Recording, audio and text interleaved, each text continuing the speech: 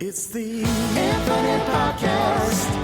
Go tell your friends. It's the Infinite Podcast. My God, it never ends. It's the Infinite Podcast with Rob and Court the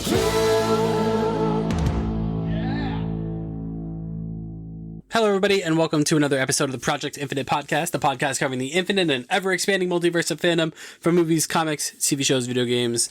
We've got you covered. I'm Rob. I'm here, as always, with Court.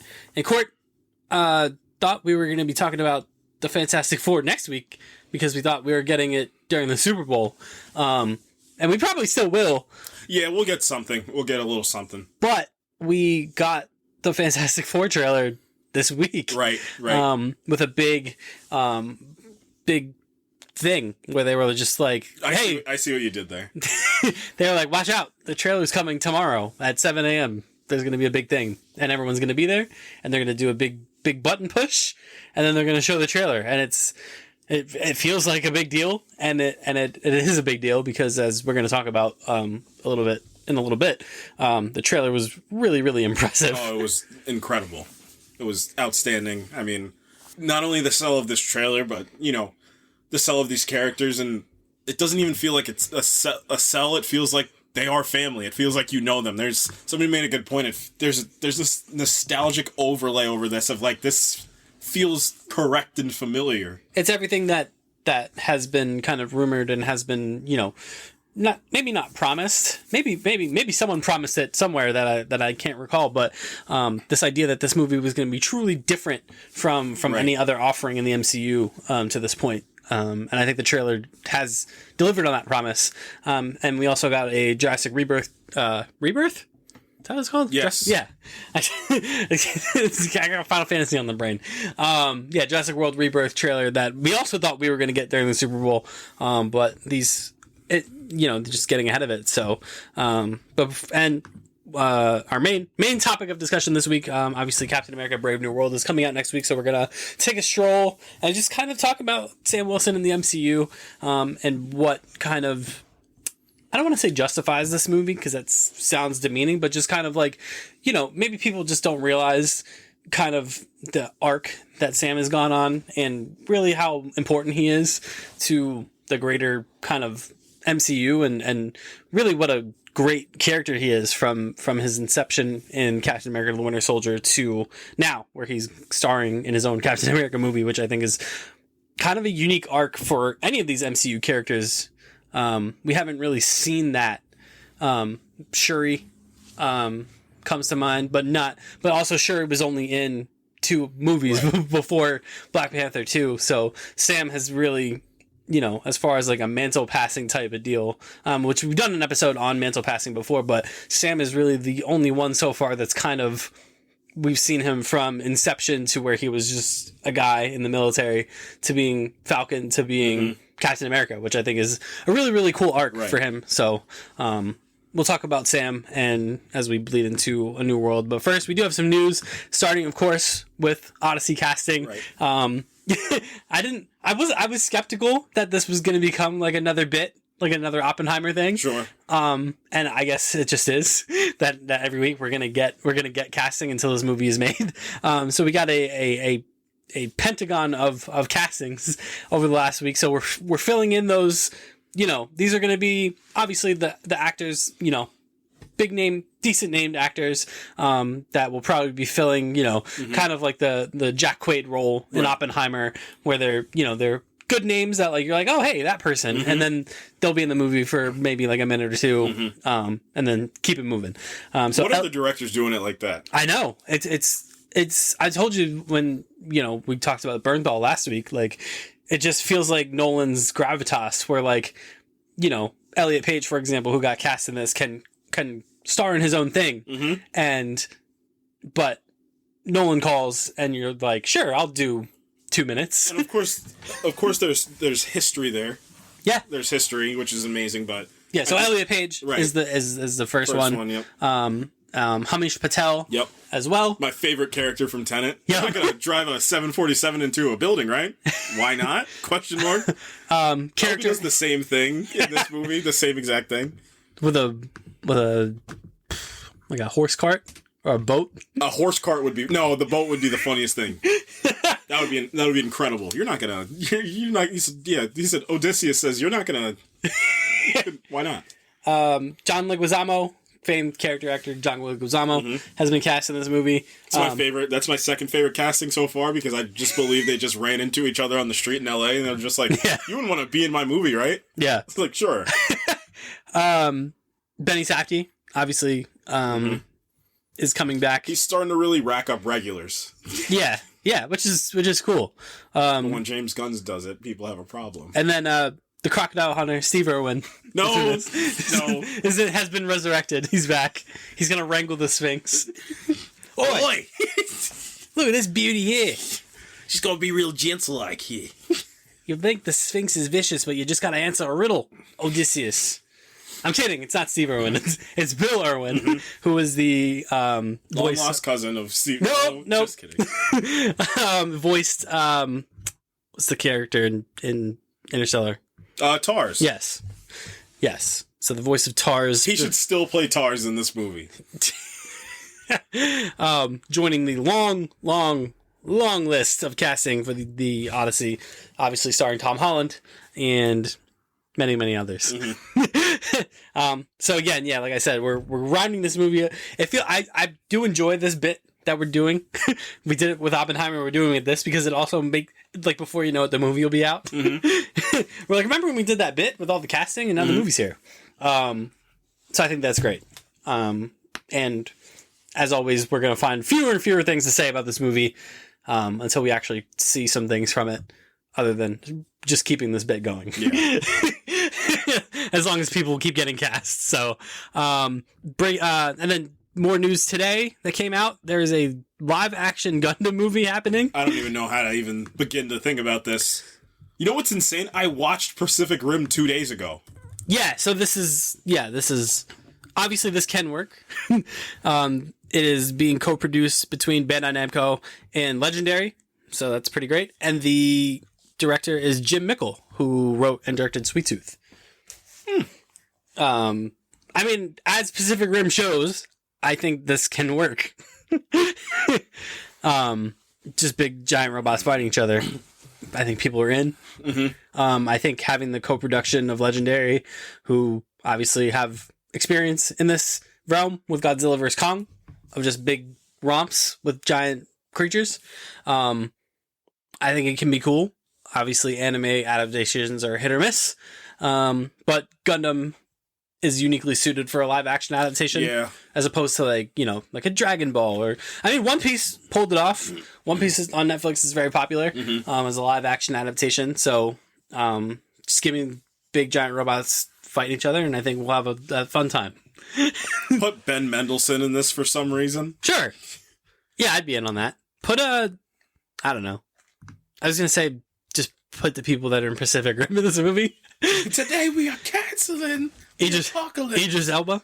What's his name in those? Stacker Pentecost? Yes, Stacker Pentecost. That's an all-timer. It's up there. One of these days we'll do an episode on just like all-time just fictional character names in movies. General Quaritch is up there. Quaritch is up there, but man, Stacker Pentecost is just... Apollo Creed's up there. Apollo Creed is definitely up there. That's like iconic. Blackagar Boltagon. That's not it's not a movie character, but yeah. What do you mean? He was in my favorite, The Multiverse of the Madnesses. Wanda. Look over there. I wouldn't do that if I were you. Don't be rash. Yeah. So I think a Gundam live action movie can absolutely work, but it can also completely bomb. That's the fun thing about these anime adaptations. It feels like you can't have like a decent anime adaptation. Yeah. You know what I mean?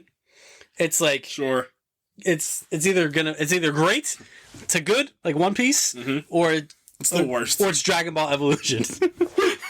Well, if I really want to make some points about, no, I'm kidding. Or it's The Last Airbender. That one hurt me personally. Yeah. Speaking of things that are hurting us personally, the Sandman. Yeah. Man, I don't want to touch too much on the Neil Gaiman stuff. It's horrifying. It is horrifying. Someone, I openly admit on this podcast, I admitted, I loved Gaiman's work. The Sandman's one of my favorite stories of all time, and the things that it's been documented that he and his wife, most horrifyingly enough, have been accused of, and a lot of this stuff has been confirmed, is just horrifying, and it completely checkers, my view on a writer and an artist that I have had great respect and admiration for, and I don't have that respect and admiration for him anymore. I just don't. So coming off the back of that, and then, I think there is some legitimacy to the idea that they were just going to end this after 2 seasons anyway. Yeah. So the Sandman will be ending after 2 seasons. Basically, Netflix basically said, this show was always conceptualized, around Dream Story, and Dream Story will conclude in season 2, and that's it. It sucks because that first season of Sandman is so incredible. Special.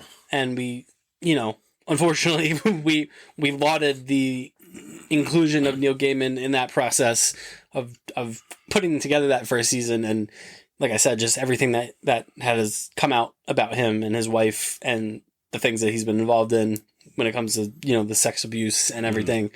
Just again, it really not just stings on that kind of level, but also just as a person, just the victims of everything that he's been accused of is just it's heartbreaking, and not heartbreaking for me. It's heartbreaking for the victims, Right. It's not one of those things where I was hurt by this. No, it sucks for sure, but I'm not hurt by this. I'm not physically or emotionally affected by this. Obviously the victims are who, we need to rally around and defend and be there for. And it just sucks that, unfortunately, this really, really brilliant piece of work that, the horrifying thing about it and everything that's happened with Neil Gaiman is he wrote to a lot of these things, and was an outspoken kind of defender of the feminist movement and all that stuff. And for him to turn around in his personal life and be nothing short of the monster that the monsters that he's depicted in his works is just really, really awful. I don't know what else to say. No. I didn't really want to get into the Neil Gaiman side of it. I just kind of wanted to talk about Sandman ending, but just it's impossible to ignore. It's impossible to not talk about. So yeah, I hope that I can still watch this show without feeling any type of just ickiness about it. Because I did so enjoy that show, and it's still one of my favorite stories, irregardless of all the horrifying stuff. I had no way, shape, or form wanted to make it seem like I'm endorsing Neil Gaiman by watching this. It's unfortunate. It's just really, really unfortunate. So that's that on Sandman and all that stuff. So we soldier on to Jurassic World Rebirth. Yeah. So we got a trailer for the Jurassic World continuation directed by Gareth Edwards. Channel favorite Gareth Edwards, and I will say this trailer has the Gareth Edwards sauce to it. Yeah, it's got the finish. Now you're playing in the realm where because Gareth Edwards, obviously he's had some incredible actors under his belt, but now he's got Mahershala Ali, now he's got Scarlett Johansson, so I love the enhancement of kind of his repertoire with all these great actors are really starting to come to fruition. Not that he hasn't worked with incredible actors yet, but I'm talking more mainstream blockbuster as well too. So that makes me happy as well. And there's a finish to this movie that feels very Gareth Edwards. That's very true. So how do we feel about this plot? How do we feel? It feels very Jurassic World-y. I don't really. It feels very by the numbers. I think that was by design to in a weird way. I feel like the idea is let Gareth cook for himself. Let the cast be the cast. The movie's positioning is also interesting because you're 2 weeks before Superman, so you only have this tight window to really get everything ramped up and going. So I think the simplicity is a good thing. Don't overtly make anything too, controversial or too, nothing too insane. Just not necessarily by the books, because I wouldn't ever call Gareth Edwards I would never call him by the books. From Godzilla, and he's already taken these franchises. I think about this all the time. I rewatched all of the monster movies, so starting with 2014 Godzilla. If you look at the newest Godzilla Kong movie and you look at that Godzilla movie, you're what happened? Like, what happened to the art? So that for Gareth Edwards makes me very happy and very optimistic, that doesn't matter what he does. The creator obviously was a huge hit for the fact of the way that he shot that movie and for the source material as well too. And it got even more, prominent as the last months came on too. But for me, it's in Gareth Edwards we trust. And I think the studios also know that too. Yep. And I think he can, because he did this with Godzilla in 2014, he can restore the horror element. Not only the horror element, but he can restore there's a realism overlay that he has. He had it on Rogue One. Mm-hmm. He had it on the creator, but he just has this real world feel to the way that he makes movies. And I mean, to your point, Godzilla is the one where you're like, wow, this feels like an actual film. This doesn't feel like a Godzilla movie. This feels like a horror movie. This feels like the horror of nature type of movie. And he has a great feel for scale, obviously. Yes. Is one of his biggest strengths. And he has a great, feel for the looming. You always talk about it's not the bang, it's the anticipation of the bang, and he's mastered that. Whether it's Godzilla, just look at these films that he's directed, right? Godzilla 2014, obviously it's Godzilla. Rogue One, it's the Death Star. It's the impending, the anticipation of the weight, it's the size of the Death Star. Yeah, it's in the creator, it's Nomad. Yeah. We were just talking about that earlier. It's one of the most. It doesn't speak. It's not a monster. It's just this looming thing in the sky that when you see it, done. I really love Gareth Edwards' sound design too. The way that he uses sound to his advantage. You're talking about an advanced level filmmaker that has a lot of respect from a lot of people in Hollywood as well too. So I'm glad to see Mahershala Ali back as well too. Yep. I think Scarlett Johansson is a very good choice just to lead the movie as well too. Like I said, to the point of where you're positioning this movie, once July 11th hits, it's going to be kind of over for the rest of the movie landscape until the Oscar seasons roll around in October. That's going to be the true penance of this year. So to get and I'm talking about this if this isn't Jurassic World, you know what I mean? The Jurassic franchise. So to sneak this movie, not to sneak it, but to sneak this movie in July 2nd, genius. Get this right before it's too late, but it's still fresh in the minds and people are or you might get the people that are I hate superhero movies. Let's go see Jurassic. You know what I mean? Yeah. You might still get some people in there. And Gareth Edwards has this ability, and it feels it felt like for a little bit, especially with the last one, that these Jurassic movies were veering into that Kong vs. Godzilla, Fast and Furious, kind of romp type movies. Mm-hmm. And what makes the original Jurassic Park movie so successful is that thriller horror, thing where the dinosaurs aren't too overexposed and then suddenly the freaking velociraptor comes out of the shadows. Yep. And that's what I feel like Gareth Edwards he's gonna bring that Gareth Edwards you can feel sauce. You can feel it. Yeah, 100%.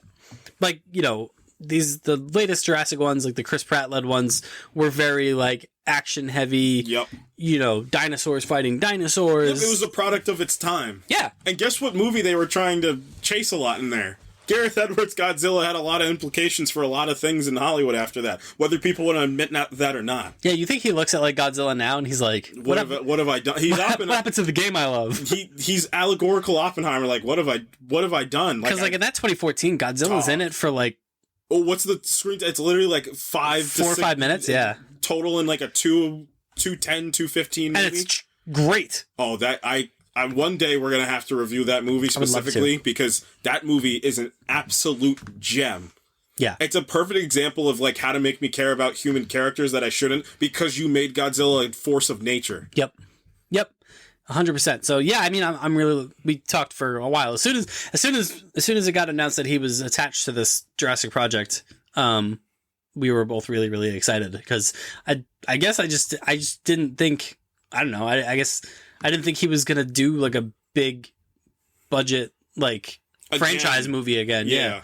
I just thought he was just kind of going to be doing his own stuff. Or do you think the studio went to him and was I think so. Hey, we've seen what you've done with Rogue One. I think Hollywood's the people are clamoring for more quote unquote cinema and blockbusters, and we're going to talk about that in a little bit too. We want to return Jurassic Park to proper scary Jurassic Park and scale, and who's better at scale and spectacle than the Lord and Savior himself, Steven Spielberg. So yeah, so I'm really looking forward to it.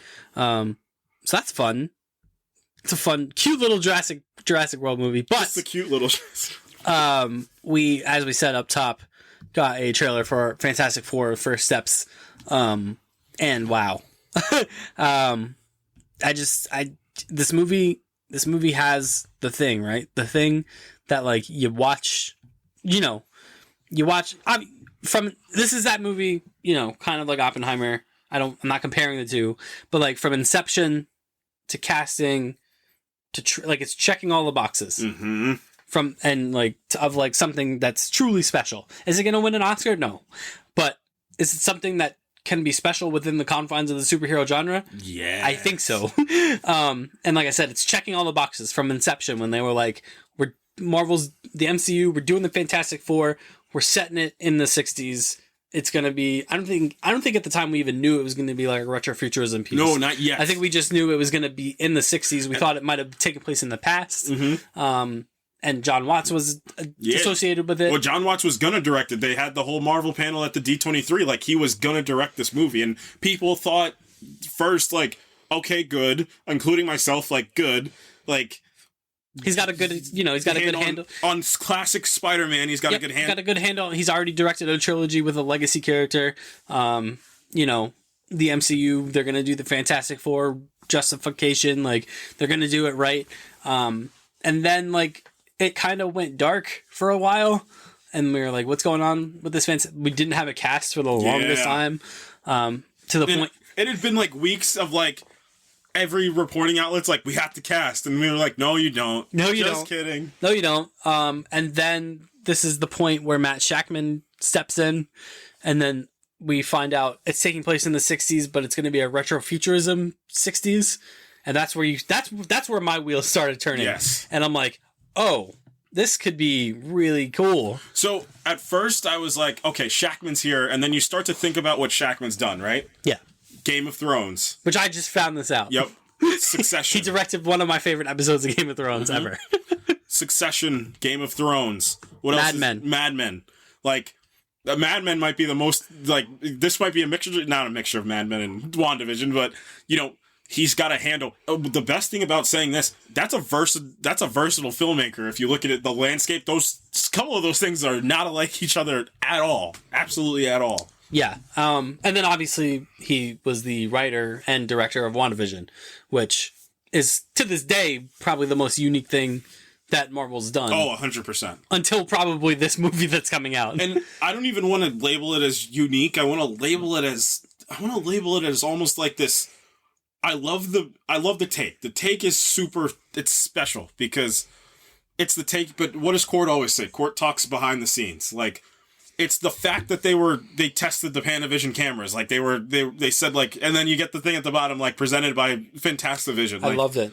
They did a whole launch as if they were doing a 60s... Like, what Marvel movie is doing this? Like, I've never seen a Marvel movie. Like, this... Not only does it feel so separate, like, you said it before, like, this feels like an actual film. Yeah. So he's attached to it. And then, again, to your point, like, the casting thing. Forever. We didn't know who the cast was. Then it was confirmed, like, this was locked in. Well, we had the cinema cast because there was a time where it was like, well, it's locked in. They got Margot Robbie and Adam Driver. And we were like, okay, that's good. Okay. And I was happy with that. I was very happy. I was like, it was getting reported by, like, reputable sources. And it felt so crazy that, like, I kind of didn't believe it, though. Where I was like, all right, I gotta see this. Which bugged you more? I have one that bugged me more about the two of them. It was Adam Driver that bugged me more that I couldn't. Yeah. Because I do think Margot Robbie would have done this. Yeah, I think she probably would have. She did the Suicide Squad. Well, the Suicide Squad was incredible. It was, but she also did the first one. Oh, shoot. Anywho. And then we got basically what turned out to be this cast with one adjustment. Yes. So it was Matt Smith, Vanessa Kirby, Evan Boss Bacharach, and Joseph Quinn. And everyone was like, okay. Like, I think the Joseph Quinn one was the one that people were like... Including myself, I take ownership and blame. Including myself, I said it. I wasn't a fan at first. To your credit, also, the one that you were most excited for was the Evan Moss Bacharach casting. Yes. And I think going into the stand. and then I remember specifically where we were. Yes. We were both at work. Yep.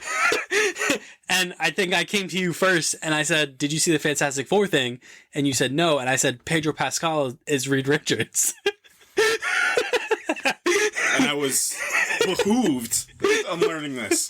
And then that got the internet in a frenzy.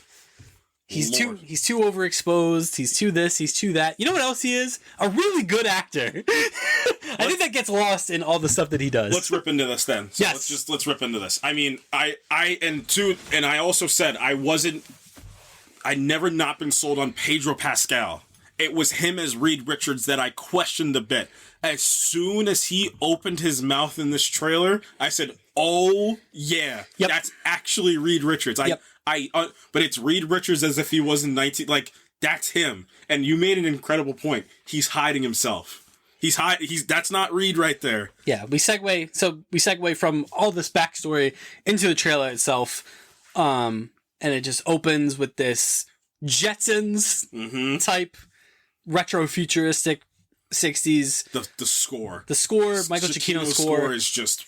He's done it again. Do they just do the thing if they do a spin-off from this? If they do like a Johnny spin-off with Spider-Man, they have to let his son do the score? Is that how that works? Yeah. So we open up, we get Vanessa Kirby as Sue Storm bringing people into the Baxter building. And then you get to your point, and to my point, the Pedro Pascal, Reed Richards of he's very George Jetson. He's very William Shatner from Star Trek. He's very proper, and he's like, we have dinner at 7 every Sunday. He's the only one that has the bit of the 60s dash to it. But to my point, every time you hear him speak in this trailer, besides when he's talking to Sue, and in the middle of the trailer, he's doing PR essentially for the Fantastic Four, because again, another bit of brilliant writing in this story, they are already the Fantastic Four.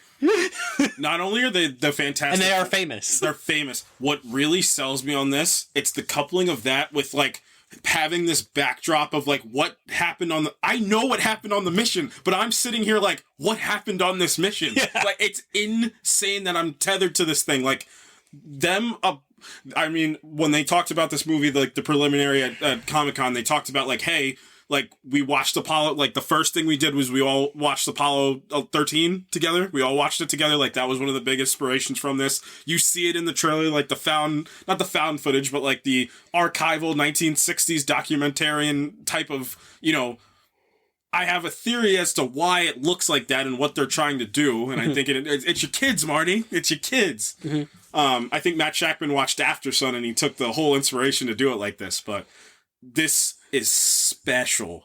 And then, so we get Reed doing the whole, we have dinner at 7 every Sunday, no matter what. Yep. And then we get the introduction of Ben Grimm. We see him. They did not hide it. And that's when I knew they weren't playing games, when they immediately showed him. They immediately showed him. Eben Boss-Backrack already, I feel, is going to be the heart of this movie. Mm-hmm. I think he's going to be you can ha-ha it all you want. The emotional core of that original Fantastic Four movie is Ben Grimm, is Michael Chiklis' Ben Grimm. He has the most quote-unquote tragedy associated with him, and it feels like they're going to lean into that, but we get just this incredibly charming scene with him cooking dinner with Herbie, and it's just Eben Boss-Backrack at his best. Added a clove of garlic, not because it wasn't good, just because I wanted to add a little more zip. And I'm like, all right. The Ben Grimm design. So phenomenal. I don't understand how people are unhappy with this design. And I think I have a theory on why people are unhappy with it. And I think it's because it looks too comic book accurate and it makes people unsettled. I think this thing design is uncanny valley of levels of accurate, and it makes people uneasy.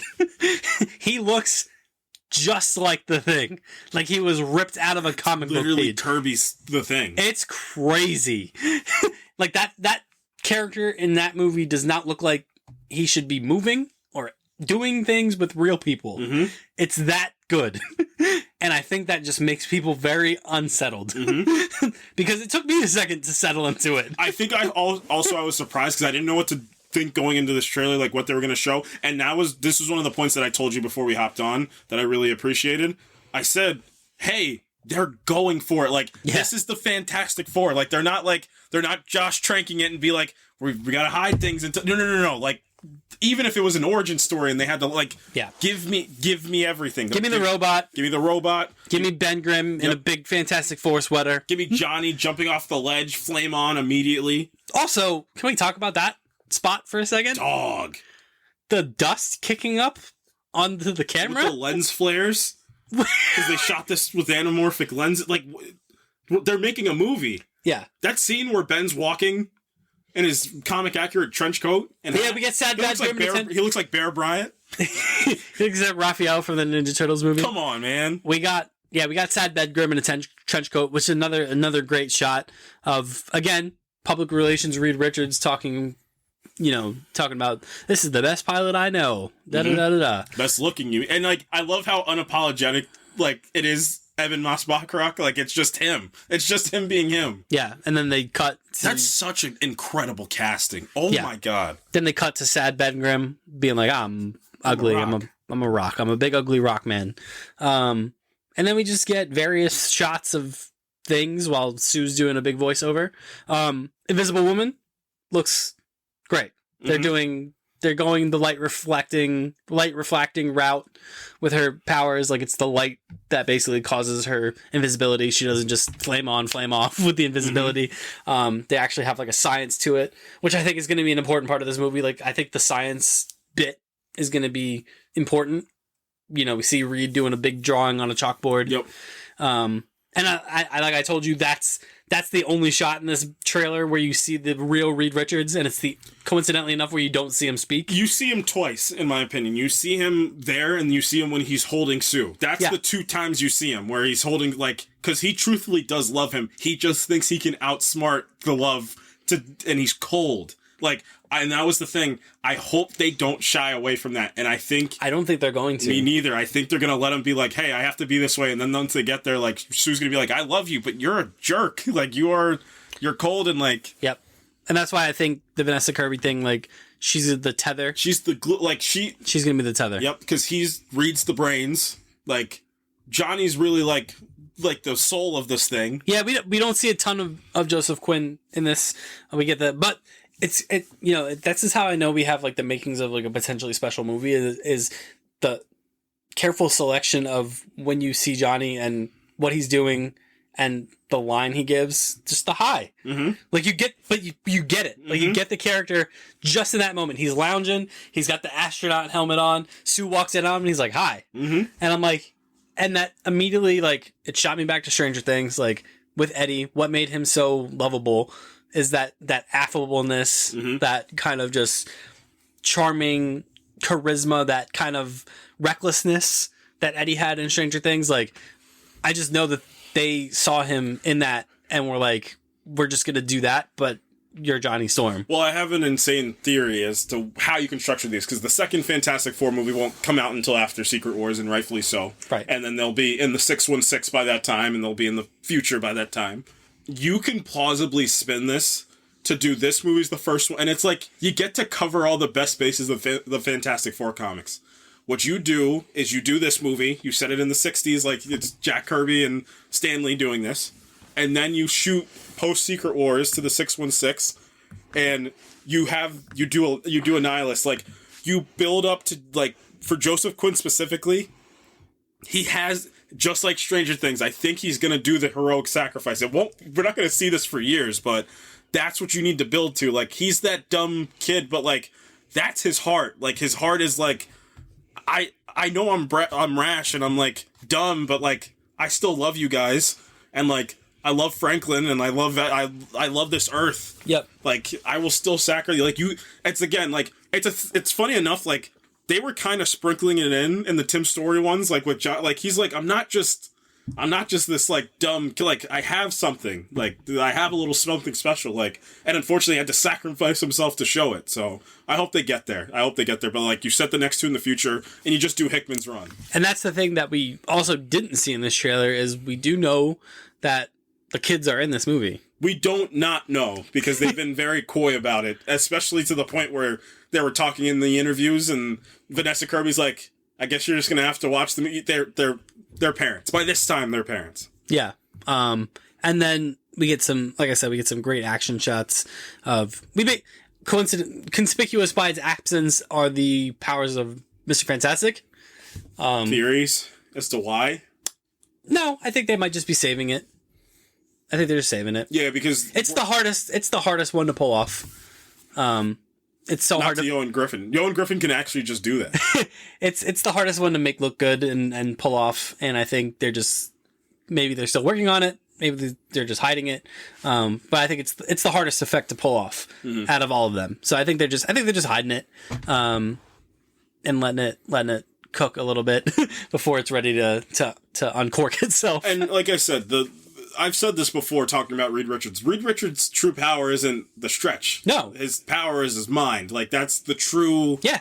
And I think they, funny enough, like, maybe, like, to your point, like, about a theory about why we didn't see his powers, maybe he doesn't use them a ton in the movie. Yeah, and you know what that also accentuates, too? The fact of the guilt. The guilt that he feels and he talks about it in the trailer, which even goes further to that point. He said the last time, like, because what I'm thinking is whenever they're there, you know what, they're probably before the big third act, like, because again, a theory that I also have is that Galactus isn't coming to devour the planet. He's coming for something, and if they don't do it, then he'll devour the planet to kind of get the ball rolling, like, I'm sorry, but I need you guys. But I think what he's saying basically, like, the last time, because he says it, the last time we went up there, you know, Ben wasn't a rock, and, like, that's comic notorious. Like, he feels ultimate guilt for turning his best friend into that. And you see it, too, in the trailer with Sue, when you see you see her getting her powers, and you see just this brief moment of him thinking that she's dying. You never get that in the other movies either. No. You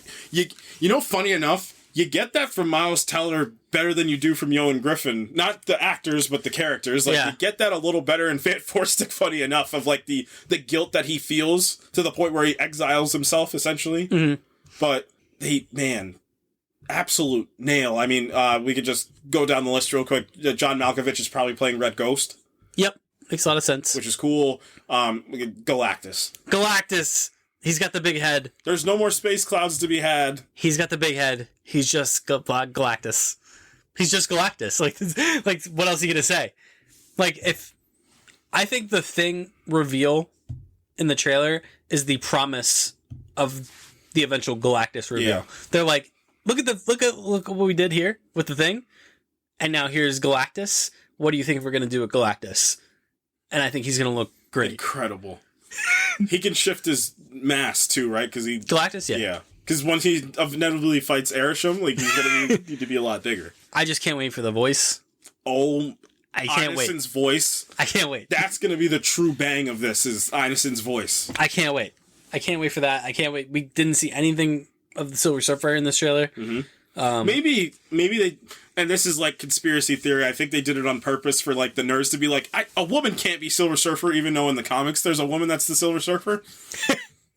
I think maybe they did that which sucks. But, like, again, this trailer's to focus on the 4. That's what this trailer's to do. Yeah, this trailer, we always say this all the time about trailers. Like, the trailer needs to tell me what the vibe is. A teaser trailer should be vibe and feel. And this official trailer 1 should start to give me some story beats. Plot. Yep. And this trailer did vibe and feel off the charts. I don't know anything about that. I have my theories. I don't know the gosh darn thing about this movie, truthfully. I just know that they're probably telling this non-linear, like, it's like a recollection. It's a video recollection of the events of the first flight for a reason. Like, something probably happened. You think Galactus destroys the Earth at the end of this? It's either he destroys the Earth or he takes Franklin with him. Because the theory that people have been isolating, especially in the Reed Richards stuff, is that he's working on the multiversal bridge. Mm-hmm.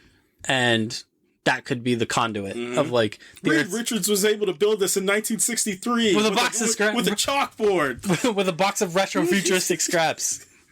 So the theory is that Galactus will inevitably destroy this Earth, and the Fantastic Four will use the multiversal bridge to escape. Mm-hmm. Which is a pretty solid theory, I think.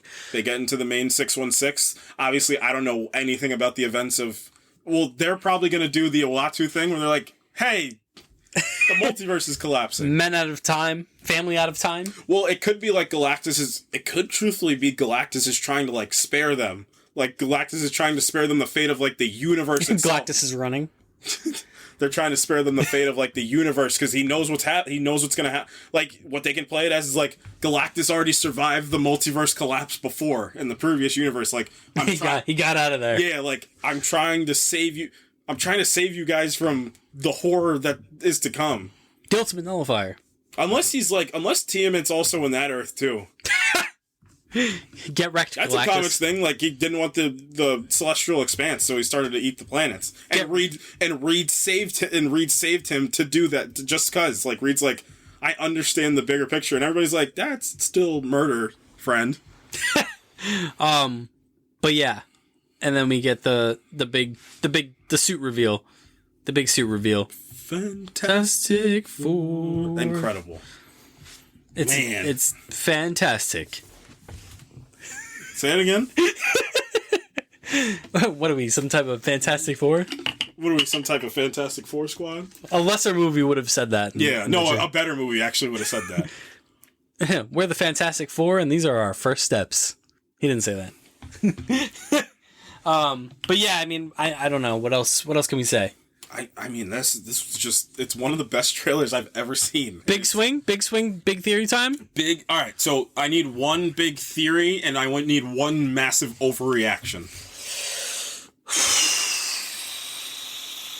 Overreaction in the sense of what? Like, it could be anything. It could be good, bad, ugly, okay, decent, like, just like, this is my overreaction to anything that's associated with this movie. Could be the box office. Could be like, this movie's gonna make $3 billion. No. Big theory time. I don't know if it's so much of a theory, but I think we're gonna get a Doctor Doom something. Absolutely. What better way? Like, if this movie truthfully is good, it'll quiet, like, the people that are like, well, you just threw that in, like, the multiverse of madness deniers of the Illuminati to be like, you can't just throw this in to throw it in. Like, if they execute it the way and still keep the integrity of this film, Robert Downey Jr. showing up at this is like, and Pedro and him, like, immediately already know each other, immediate butt heads, like, and have him be Victor at the point. Obviously it'll be Doctor Doom, but, like, approach him as Victor first, of like, Reed, you idiot. You think you're so smart with your Baxter building? I have a country's dummy. Yeah, but they need to, with Downey, I think, is make him... They need to immediately draw the contrast between him and Tony Stark. He has to be, like, properly cold, menacing, villainous. Like, no jokes, no, like... Yeah, you need he doesn't quip. Yeah, you gotta separate Doom from Stark. That's gotta be mission A with this whole Robert Downey Jr. thing. I do think he's in this movie. I think, and again, I'm gonna bold state claim, same thing.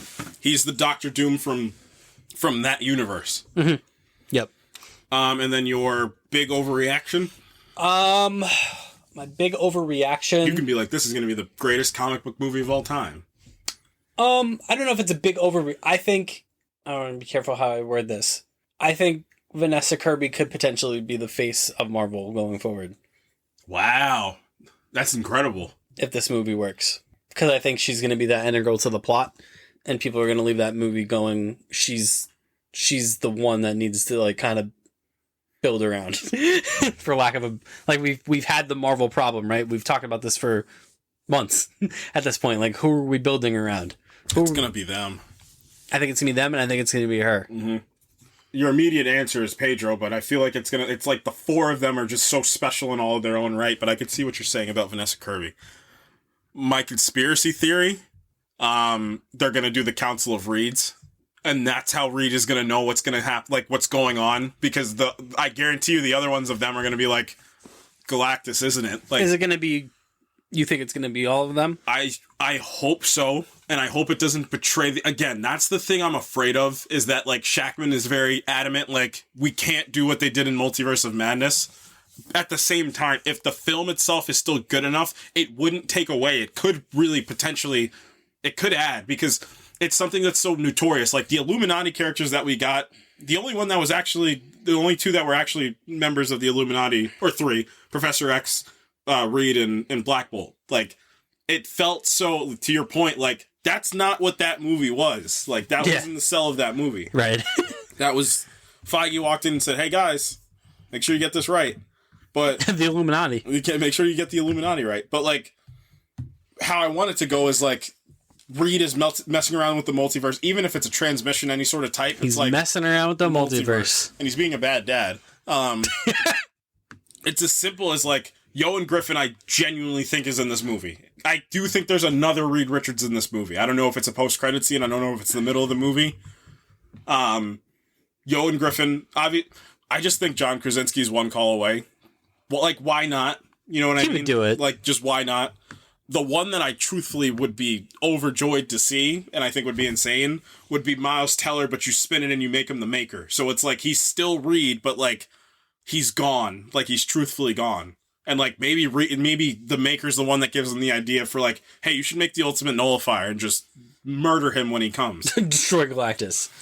I think that's a good call. I think they do get Ewan Griffin in this movie. Mm-hmm. If for nothing else, like, Marvel's usually been pretty good with that type of stuff, especially with the old hat Fox group. Yeah. Of kind of giving them a little something. Mm-hmm. If they want it. Yeah. Obviously, like, Ben Affleck probably doesn't want it. Sure. But, like, Patrick Stewart's done a couple things now. Obviously, Hugh Jackman came back. Jennifer Garner came back. Wesley Snipes obviously came back. So, like, it does feel like if Kelsey Grammer's back, he wants to play Beast in more things. Kelsey Grammer loves playing Beast. That so much that I think did I read that he wants to be in one of these Avengers movies as Beast? Well, it's gonna happen, like, because we said, because our theory was, like, put him in a Sentinel, you cowards. Beast loves driving Sentinels. Oh dear. Like, I genuinely think they're gonna get the X-Men lineup from the Bryan Singer movies, just to be. They still could spin it as the Avengers versus the X-Men. It's that universe versus the main 616 on Battle World. They could still do it. Freaking Chris Evans came back as Johnny Storm for a little bit. Yep. So I think if Ewan Griffin wants to do it, I wouldn't be totally shocked. Right. I'd be like, my degrees of, I guess if we're gonna rank the degrees of surprise, it's simple for the Reed Richards actor showing up, I think Ewan Griffin is most likely to appear. I think Krasinski's in the middle, second place, and Miles Teller is far and away the least likely to show up. Just call Miles Teller and say, you can be a bad guy. He hates that movie. Yeah, he does. But, like, if you spin it and you're like, dude, you get to be cool this time, he's like, I do want to be cool. And he's looking over his shoulder, making sure Glenn Powell isn't behind him. Yeah. Keep that guy away from me. My overreaction is that Shackman's going to turn into the golden boy of Marvel. You told me about this. He's going to be like... I love this idea. By the end of this movie, not only will he be the golden boy of Marvel, the Russos, if this rumor is true, they're going to get the X-Men. He's going to hand the first X-Men script right to Shackman and say, do the same thing. Capture the same exact feel, just spin it for the X-Men. Simple. I think that can absolutely happen, because I think this movie's going to do really well. Give Shackman a younger cast for the X-Men. Give him like I saw this Sadie Sink thing. I saw I forget the one guy's name. The Cyclops thing? Yeah. Harrison Dickinson. Harrison Ford. Nope. Once upon a time. Harrison Ford is Cyclops. If they did that movie in the 60s. No, current Harrison Ford. No. To me, my X-Men. God, he's cool. Is he cool? Hell yeah, he's cool. I'm Harrison Ford, y'all. That's the alternate universe Guardians of the Galaxy. No, I think you're completely right. I think this could absolutely happen for Matt Shackman, and I think it would be great. He could potentially turn into like what James Gunn was for them at some point. This is his second movie ever? I think it's his first. It's his second, but the first one was a nothing burger. Don't say nothing. Cut Bank was the name of it. Liam Hemsworth was in it. Oh, shoot. Billy Bob Thornton was in it. John Malkovich was also in it. Oh, now it makes sense. The film follows a witness to a murder who wants to get rich off of what he saw. It released in the United States April 3rd, 2015, a limited release and video by demand by A24. All right. 92 minutes. Cool. No, I think that's accurate. I think, man, if you could get if this movie's as good as it looks, and you could get like a directorial stable of like Matt Shackman, Ryan Coogler, what's his name from Deadpool and Wolverine? Sean Levy. Sean Levy. Yep. I think he's going to commit to Star Wars, though. I think he's going to commit. He shouldn't. He shouldn't. Maybe he'll do the next because that movie made they're going to do another one. And I think to add an overreaction to your overreaction on top of like because of the news about the Russos. Yep. I think Kevin Feige's getting ready to hand the baseball cap over to the Russos. Oh, yeah, a two-headed monster instead of just himself. He steps into like a more CEO role. I can see a possible future way down the line where Kevin Feige turns into the CEO of Disney. Like I can see a future where that happens. See, this is the type of thing that this is what we wanted. He's running Disney now. I'm not even joking. Like I genuinely think at some point in his lifetime, he's the one making them all the money. That's what I'm saying. He's the one that's literally like he coerced and plotted and schemed to make the single most plotted and schemed single most successful movie franchise of all time. And it's gonna swing back up, man. It really is. Once Fantastic Four happens, let me tell you something. Once the first trailer for Doomsday comes out and like you get one cameo from one person, everybody's gonna be, oh, we're back. We're so back. I think we're having that reaction now. Yeah, we're so with back. this Fantastic Four thing, man. I really do. Yeah, it's just I have one fear because I'm thinking about 2022 when Ant-Man and the Wasp came out, or Quantumania came out, and I was like, okay, here or 2023. And I was like, all right, I'm feeling like you remember, like I was like, we're gonna bounce back. Like, no, came off of Wakanda Forever, and I was like, we're gonna get back into the multiversal saga. We're really gonna start to ramp up. Yeah, but Quantumania never answered. It never answered the question. The biggest question that I had for it was how is this Ant-Man Kang thing gonna work? And it didn't. No, it turns out was with the answer. Like this, I don't necessarily have a question about. Right. Like that trailer didn't give me anything where I'm like skeptical or nervous about the plot. Where I'm like, well, how's this gonna work? How's that? Like they said it in the retro. Like all bets are off. All bets are off. I think that's with Ant-Man. That's the thing that bugged me the most about it. I see what you did there. Was you have to find a way to resolve the movie and still keep Kang going. Not only keep Kang going, but keep him as the top absolute dog to go against everybody. And then they just said, this movie doesn't matter to anything. What if he lost, though? To Ant-Man. Whereas this, it's set in an alternate timeline, or alternate Earth, whatever you want to say. All bets are off. They could lose. They probably will lose. Whereas, like, Quantumania, you're like, how can he Ant-Man can't lose, but Kang also can't lose. Like, your Ant's the man. You can't lose. He can't lose because if he loses, he's done. Kang will kill him. And he should have. But then we found out that Ant-Man was him. No, Ant-Man has hands. His hands are rated E for everyone. He beat up Captain America. He did beat up Captain America. Did he get some cheap shots in? Yeah. Here's what I'm saying, though. Who's Ant-Man fought? He fought the Falcon. He fought the one guy in jail. He fought Kang. He fought War Machine. Do you have any correlation between these? He fought Black Panther. He fought Black Panther. For a bit. There's a lot of correlation between who he's fought. I'm not making any accusations or saying anything. I'm just saying. He's friends with T.I. Say it. I'm just saying. Say it. What? I have a black friend. You didn't think we were coming with the Ant-Man could possibly be some sort of a racist bit, but it's here. Not Paul Rudd. He's a delightful human being. But Scott Lang, we have questions. This was about the Fantastic Four. Oh, it was. You know what the number one thing I think about, or my final remarks on this trailer? What if the rest of the MCU was set in the 60s? Like, you drop Ant-Man, he's probably Hank Pym, you drop him in the 60s. You drop the big one is you drop Spider-Man in the 60s. What does it look like? Drop Spider-Man in the 60s. You drop, who else I got?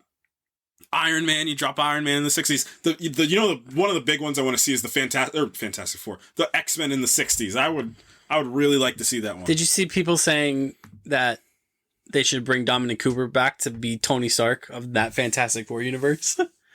That would be insane. I think that would be cool. That would be wild. As like 60s Iron Man, I think that would be cool. They could, plausibly like have have a Tony Stark in that universe. They could have a Steve Rogers in that universe. I think, personally, you could probably get away with it and go further with it. You can have a Black Panther in that universe that's running around Wakanda. Like, this is where the comic started. Like, it started in the 60s. Like, you can have all these things plausibly. Yeah. You can have a Bruce Banner running around. I do think this Earth is destined to be destroyed, though. Mm-hmm. I think that's ultimately where this is going. And that's how you get them over. Mm-hmm. And then there's a whole compelling situation that emerges from that. Like, they were heroes on their Earth. Mm-hmm. Like, famous heroes. Oh, they're the real Mysterios. Like, they were famous heroes on their Earth, and they lost. Mm-hmm. And the Earth was destroyed. Mm-hmm. How do they recover from that? Yep. I think that could be a really interesting... how does Reed Richards recover from that? Because he thinks he can outsmart. He's the smartest man alive, and he still couldn't figure it out. He couldn't figure it out. And then Dr. Doom shows up on top of that. Yeah, he's like, wait, Victor?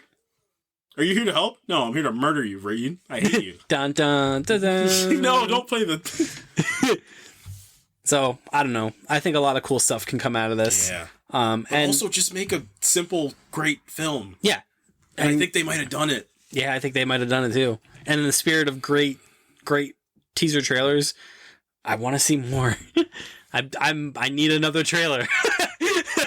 Like, I just need one now. Like show me more from this movie. Like, I'm ready. I'm ready for it. The suits look great. Suits look so good.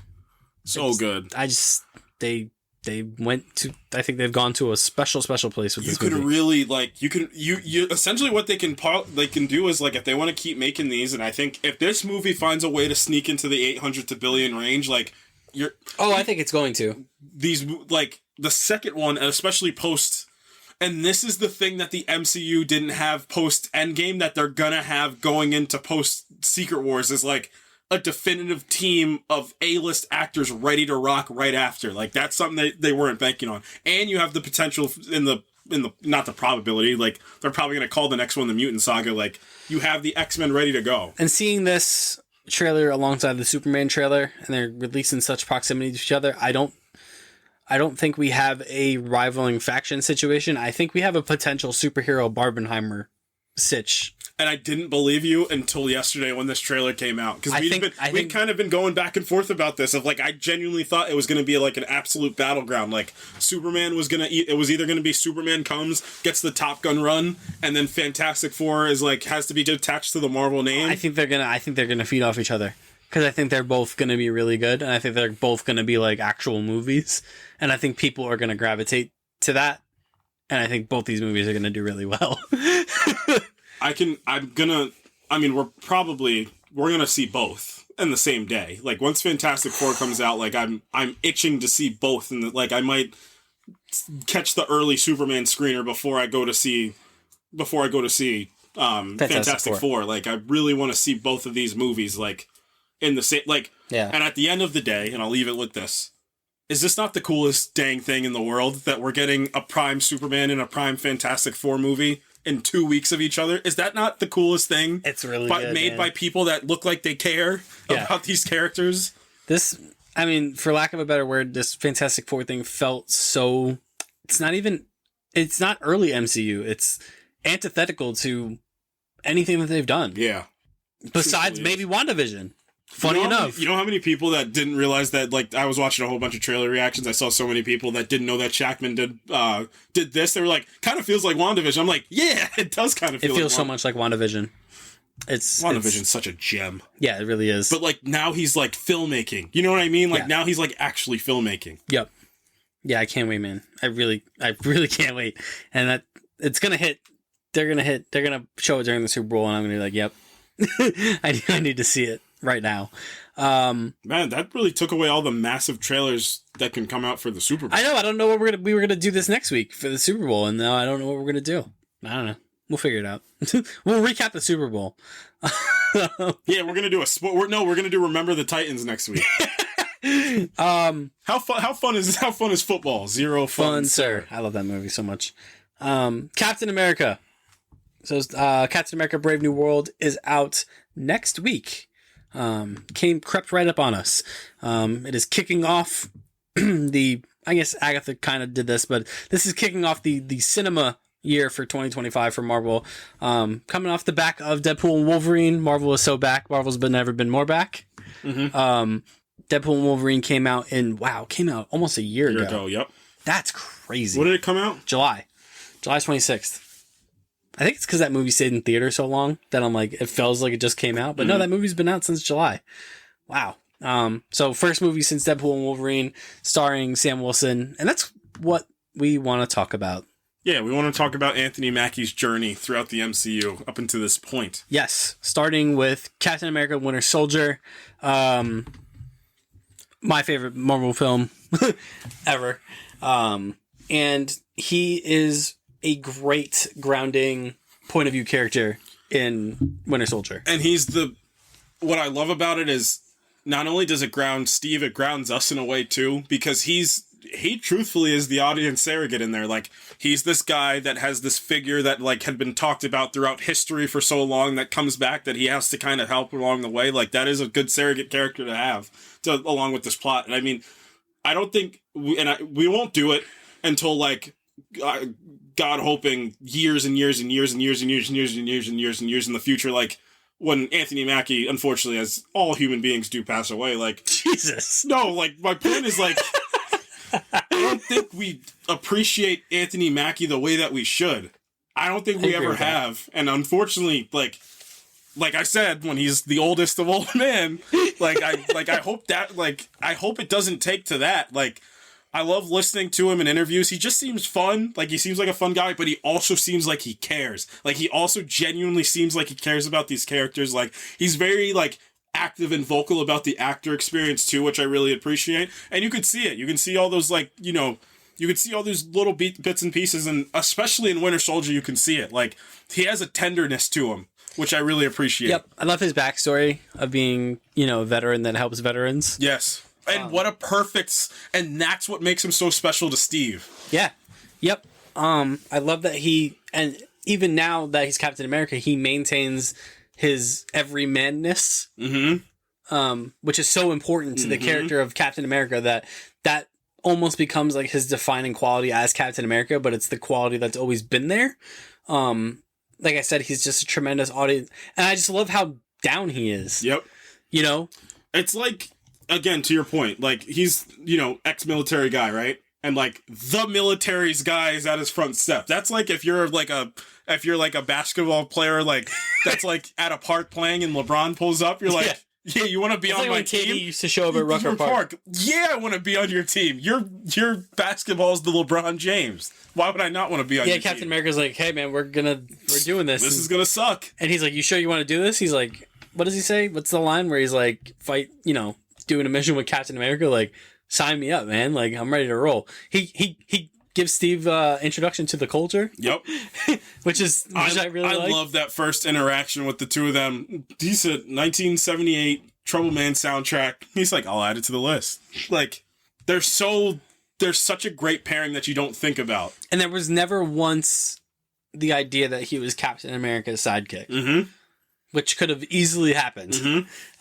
He could have easily just been passed off as Captain America's sidekick. And I think the Russos, and before them in First Avenger, did a really nice job with Bucky and Sam not making them Steve's sidekicks. They're making them Steve's friends, so that way the emotional gut punch, because, like, I think we've grown a bit numb to, like, the sidekick dying trope.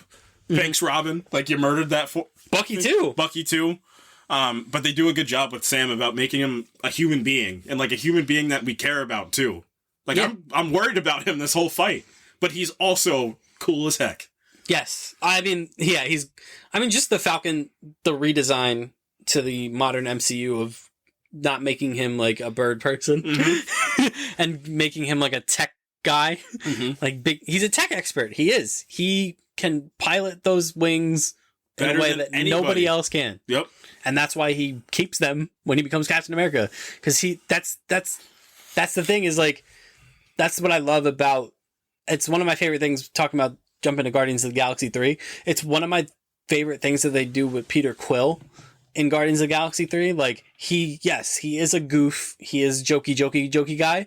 But the one scene that sticks out to me in Guardians 3 is when he's venting about Gamora, while at the same time, like, effortlessly taking down, like, an advanced defense system. And I'm like, that's why you're a superhero. Yep. That's why you're the leader of the Guardians of the Galaxy. Because you have this expertise that no one else has. And Sam has that also with the wings and with his combat prowess. No one else can do with those wings what Sam can do. Right. Like, that's the most important thing in a hero. Why are you the way you are? Why are you a hero? Because you can do things that nobody else can. Why is Tony Stark Iron Man? Because he can do things that nobody else can. Same thing. Right down the list. Peter Parker, Steve Rogers. Like, they are in those positions because they can do things that no one else can. And Sam fits that exact thing. And I'll cap off your point by this. He's a hero because he can do the things that other people can't. He's Captain America because he's the best person that he can be for other people. That's why he's Captain America. That's why it's yours. That's why it's yours. We'll get to Infinity War in a second. Ant-Man, he shows up, gets his ass kicked. I'm just saying, man. I'm just saying. All those things that I just said about him, about being the best at what he does, completely undone by Ant-Man. I don't understand it, man. It's funny. It makes sense in the sense that Sam, at the end of the day, still has humanity. He still is, susceptible to overlooking somebody. He's an Avenger now. Right. Well, I guess Age of Ultron before Avengers, right? He doesn't do much in Avengers in Age of Ultron. He lands. He shows up at the end. He's the Deus Ex Falcon. At the end, he shows up with Nick Fury and all this stuff. And to be fair, I guess the biggest thing that happens to him in Age of Ultron is he's an Avenger now. He shows up with Vision and Wanda and War Machine, and they're the Avengers. Nothing really comes of that. No. Well, yeah, it does. They are the Avengers. Sort of. Yeah, they're the Avengers in Civil War. Yeah, they start as they do an Avenger. Yeah. They do an Avengering together. And then Wanda ruined it. Yeah. So before he does Avengering in Civil War, he does get his ass kicked by Ant-Man. But to my point, like, he is susceptible to hubris, like any of us. He's an Avenger. He's feeling himself. He's like, get lost, little man, little person. And Scott, again, to my point about what makes these heroes, Scott is the best at what he does. He is the best thief. He is the best at subterfuge. He is the best, and he's the best. He's also a good tech guy. He can get into Falcon's suit and disable him. Credit to Ant-Man. But they strike up a nice little friendship on the back end of that, which I wish we saw a little bit more of. To be perfectly honest, probably if Scott was in Infinity War, that's probably where you do it. You know what I want more than anything in the world, and I don't know if it's ever going to happen? Scott's affinity for the mantle and the person of Captain America. I want that to play out with Sam. That would be so funny. He's just like, well, he trusted you, so now you're my Captain America. Yeah, I think that would be freaking awesome. Like, whatever you say, Captain America, and Sam's like, knock it off. You know what I mean? Like, I'm not Steve. Knock it off, Tic Tac. Yeah. Like, I want to see. Oh, and then they're gonna throw the line in. And he said, "I know how important that you have this shield." What do you mean by you? I want to see Scott and Sam reunite now that Sam's Captain America. I don't know if we'll ever see it, but I want to see it. I think that would be really, really cool. Civil War. Sam is a very important vocal part of Civil War. Yeah, he is. And it's not. I don't even think it's because of. I think a part of it is it played off of his relationship with Cap and how much they'd been through. But also, I think it's Sam being Sam. It's what Sam had been through too. Like freedom, like no legislation on superheroes. Like, why would I ever want to? Like, I saw what Hydra just did to everybody with some legislation. Like, why would I ever want that ever again? So, I saved you. I saved you, and you want to talk to me about superhero register? Like, you must be crazy. Because that's the thing that everyone forgets about the Hydra thing in Winter Soldier. They were going to wipe all the superheroes off the map. Yes. That was the plan. Like, Sam, and to Sam and Steve's credit, they were never like, hey, we saved you guys from Hydra. Like, they never said that, because why would they? But, like, and that's why both of them were Captain America. And I love the framing that everyone's out, even Cap's allies are skeptical of Bucky. But not Sam. because Sam went through the events of Winter Soldier with Steve. He knows that, he knows what happened to Bucky. So he's like, I'm with you to quote Bucky, like, I'm with you to the end of the line, pal. Him and T'Challa have some nice back and forth, which I really appreciate. I really love, Sam's, he's the one that suggests to Cap that, like, hey, like, there might be no going back from this. Yeah. Like, we might have to fight Iron Man, like, this, and his crew. Like, this might be coming. He's the one who suggests getting Clint out of retirement. He's the one who suggests recruiting Wanda. Like, those were all Sam's ideas. Yep. You know what I mean? Which I think again is we're just sprinkling, we're sprinkling stuff in there. Like, I think everyone was so dead set on Bucky taking the shield once Chris Evans was done. I don't think, to be honest, like, I don't think anyone ever considered that Sam was going to get the shield. Yep. I don't think anyone ever considered that. Man, I love, and then it's Sam that's the one that breaks through to Tony. Yep. In Civil War. Where Sam's like, why would I tell you anything? And then Tony's like, look, I disabled the communication. Like, can you level with me? Like, is this legit? Like, what Cap's doing? And Sam's like, Sam's basically like, when has he ever led you wrong? Yeah, like what are we talking about here? Like what are we doing? Turns out Steve did lead him wrong for many, many, many years, but that's neither here nor there. Right. And then we go, Steve breaks them all out of prison at the end, and then we get his return. We get Sam's return in Infinity War with Black Widow and Captain America. That I wish we had gotten more of the three of them doing stuff. Dude. Together. Also, what I love about it, too, is it bolsters Falcon's credibility, even though you shouldn't really need to do that, especially after Civil War, but it keeps getting him higher and higher and higher on that list and on that, like... Yeah. You want to talk about, not the most powerful Avengers, but, like, the most important Avengers. Like, Sam is high on that list of, like, crucial to this Avengers team. He was Avenging in the shadows with Captain America and Black Widow for presumably years. It's another thing I wish we just got more of. I don't know. I don't think there was ever a place for it. If Disney Plus existed, maybe they would have done it. And I think that would have been super, super cool. Just because, like, they're kind of like the mean Avengers. Like, they were going to kill Proxima Midnight. like Black Widow straight up tells her, like, we don't want to kill you, but we will if we have to. And I'm like, yeah. Yeah, like, there's a chippiness and a darkness to that trio. Yeah. That, like, I kind of like. Like, Sam's never hesitant to pull the straps out. Yeah. And again, like, he knocks Proxima Midnight on her ass. And a few times. Like, he's squirrely, that guy, when he gets in the air.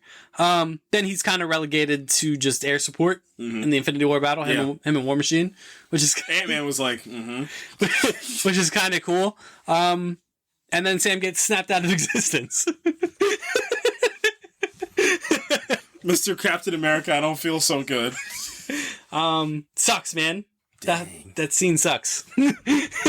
All the Disney Plus characters got snapped out of existence. That's true. And then Endgame, he has the line. On your left, Cap, it's Sam. Do you read me? On your left, he flies through. It's awesome. There's really, I mean, what else do you say? And then obviously the moment at the end of Endgame, the official mantle pass. You don't got the shield in that little thing, do you? And that shield shaped bagged. Maybe. That shield shaped bagged that you got there. You wouldn't happen to have the shield in there, would you? You want me to pass that to Bucky, right? That's what. But I love that scene where him and Bucky see Steve and Bucky initiates. He knows. He knows. Yep. And Bucky goes, he says to Sam, he goes, go ahead. Sam goes up and... I love that point you made because that's it helps so much in Falcon and the Winter Soldier. Like, they do have a special relationship, the two of them as well too. We didn't even really talk about that as well too. Yeah. Well, because we don't really see it develop in the movies to be, they don't spend a whole ton of time together. But the time they do spend together, like, I love, like, the fight for Steve's best friendedness that they have. But it's not even a fight so much as it's just like, you're his best friend. No, you're his best friend. Like, they're like too modest. And then the modesty comes to a culmination when Steve's sitting there and Bucky tells Sam, like, he's here for you. He's here to give you that. Like, he's not here to give me that. He's here for, like, you go get it.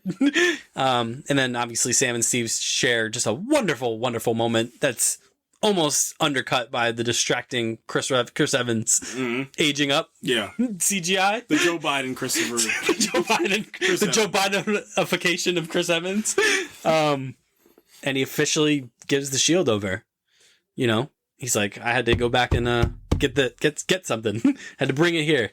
And Sam's like, cool shield, man. And Steve's like, why don't you try it on? And Sam's like, he does the meme. Yeah. The guy you don't mean me, do you? And Sam grabs the shield and he does a pose. Big pose. Big Captain America pose. The Captain America music plays behind him. And he says, how's it feel? Like it's someone else's. It isn't. And I'm like, yeah. That's enough to make a grown man go, heck yeah. Hell yeah. And then basically he just gives the shield right back to the American government. Before that, they still have a nice moment where he's like, I'm just sad I have to live in a world without Captain America. And Steve's like, what if you were Captain America? You know? And he's like, I don't, you know, how's it feel like it's someone else's? And he's like, you know, I'll do my best, is what he says to Steve. And Steve goes, and that's why it's yours. And that's why it is his. Because that's all, at the end of the day, super serum aside, Steve Rogers was just a guy doing his best. Guy doing his best and a guy trying to do the right thing. Yep. And then, to your point, he just gives the shield right, but that's not the right that we were talking about, Sam. Dummy. Steve went, no. And that's a big sticking point in Falcon and the Winter Soldier, where Bucky's like, what? Why? What? He time traveled all the way across the multiverse to get that thing back here, and you just said, I'm going to give it to the American government. So that they could give it to John Walker. Let's talk about John Walker for a little bit. Yeah. I think one of the most compelling characters in the entire MCU. Can't wait to see more of him. Can't wait. He's so interesting. So let's remix the point. Like, John Walker in another universe would have been Sam, like another military guy that when Steve came back to the modern age, like, hey, I can help you just by myself being me, like, and then just give me the mantle of Captain America. However, John is lacking one thing that Sam does not lack. John lacks a bit of humanity, which Sam makes up for in droves. Which, to be fair, John does reconcile with quite a bit. Yeah, he does. When, like, he's talking about, like, getting his Medal of Honors, and he's like, I got these medals, like, by killing people. And his best friend Lamar is like, nah, man, you're fucking rad. Yeah, like, are you not the coolest guy ever, dude? You're the high school quarterback. You dated the most popular girl. Now you're Captain America? That's not cool, bro? And John's like, yeah, it is kind of cool. Now give me that super soldier serum. And now I'm crazy. All the meanwhile, though, Sam and Bucky are just back and bickering, essentially, because Bucky he can't get it. He doesn't get it. And why doesn't he get it, Court? Because racism. Huh? Well, because Sam basically says, like, this was never going to happen. Like, they were never going to let this happen anyway, so let me just... I mean, we can talk about the bigger fish. Yeah. About, I think we should. What this show tackled. He's tackled. Not the robot, the creator from the robot from the creator. John Walker is tackled. He's tackled. No, that's what John Walker said to Sam. He's tackled. No, that's what he tried to say to the Dora Milaje. He's tackled. But yeah, let's talk about it. Man. So, I always will respect this show so much for what they did. I mean, to take an approach like this, and here's the thing that I always say with this, because this was like the first it was the scene in Endgame, the A-Force scene, but this was the true, like, narrative plot piece show to be like, they're gonna get woke. That doesn't exist. That's not a thing that actually exists, just so everybody knows. But what I think was special about it was Anthony Mackie's commitment to it and everybody's commitment to it. And I'm sorry, like, to offend anybody, like, that's a real anxiety. That's an actual real-life anxiety that he had. And look what the government immediately did. They immediately just turned it over to somebody else that looked just like Steve. Just turned it right back over to him. Because that's the thing that they thought that everybody needed. And Bucky couldn't wrap his head around it Mm-hmm. because he comes from a place of privilege. Mm-hmm. Yep. He's like, why would you ever give this away? You know how difficult this is? And Sam, and again, this is what I'll give Sam in his arc in that show. Sam immediately said, to your point, they're not going to accept me as Captain America. They want the blonde hair, blue eye guy to be Captain America. Not, yeah, and he doesn't, I don't believe, it's been a while since I watched Falcon and Winter Soldier, but I don't think he outright says, like, I gave the shield up because they were just going to take it from me anyway. But that's the implication. And you know what they might cover? Because one of the things I was very concerned about Brave New World, they were going to retrek the same thing that a 6-episode show already did. What they might remix it as is like, hey, it's not that they're going to take the shield away from me. It's that once I become the government's Captain America, I'm going to have an immediate, like, I'm going to have a target that Steve never had on my back. Because some people will just want me dead because of the way I look. They wanted Steve dead because of the symbol that he was. And they're not going to trust me to make the decisions that he made. Yep. He at the end of the day, he was one of the main heroes of the second battle of New York, like the battle that saved the entire human race. Like, he was the main guy, and I think the public knows that he was he was Captain America. Yeah.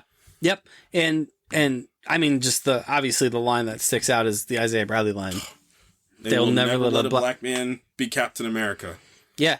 And, like, for the complaint about the show being woke, especially, like, I know a lot of people talk about the bank scene. Yeah. It just happened to Ryan Coogler. Oh, yeah. Like, a month ago. Like, the same exact thing. Not the same exact thing. He wasn't taking out a loan, but he was trying to withdraw money from his bank account. Yeah, right. You're talking about the scene where him and Bucky are just walking down the street and the cops are like... Yeah, but also the bank loan, the literal loan scene where he's in the bank and he gets denied the loan. Right. And they're like, oh, and the guy's like, oh my God. Wait, he said, did you play for LSU or something? He's like, no, you're the Falcon. Yeah. You saved the whole universe. Yeah, of course I'll help you with, whatever. But before then, he got denied the loan for no reason. Mm-hmm. Well, for a reason. Mm-hmm. And the exact thing happened to Ryan Coogler like a month ago. Like, he got profiled at a bank trying to get money out of his account. And he got profiled. Like, they thought he was, like, robbing stealing the money. And then once they figured out it was him, it's just like, oh, no. Keep that same energy up. Yeah, so it's not too woke. Like, this stuff happens to people all the time. Like, it's and you think, like, oh, that could possibly happen to someone that famous. And then it literally happened to someone that famous. So, yeah, and LeBron gets the N-word spray painted on his garage door for existing. Mm-hmm. So, yes, I think Isaiah Bradley was right in that line. And Sam, I mean, look how many hoops Sam had to jump through to prove that he could be Captain America. Mm-hmm. Like, even though in the end, like, Isaiah was wrong, quote unquote, like, look what Sam had to do to get the recognition and to be Captain America. You know what I mean? Like, first of all, John Walker had to kill somebody. Yep. In broad daylight. And you know how I think about it, and I think real world implication for that? I guarantee you, and I kind of hope that, obviously, if John Walker was in Cap 4, which I originally thought was going to happen, I think they would have covered this. John Walker probably would have had, like, a support, like, a group of people that were like... It would have been a Homelander thing. Like, no, like, John, this is the Captain America that we need now.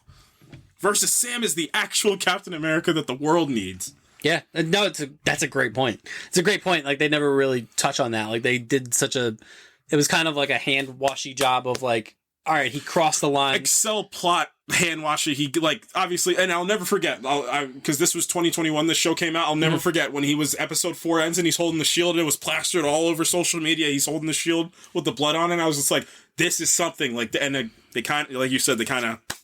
Well, because they had to... It's the 6-episode structure. 6-episode structure, and they had to make John Walker sympathetic. But, again, the 6-episode structure makes that very... too quick. Yeah. Like and then you get to episode 5, like, I understand your mandates, like, I've only ever done what you, like, imagine that played out a little bit more. Yeah. That's like, they had to wash John Walker up a little bit to make him a little more sympathetic, so they basically made it so, like, the serum made him crazy. Why are your eyes bulging out of your head? What just happened? Oh, basketball stuff. Only Jimmy Butler being on the Warriors now. Whoa! Wow.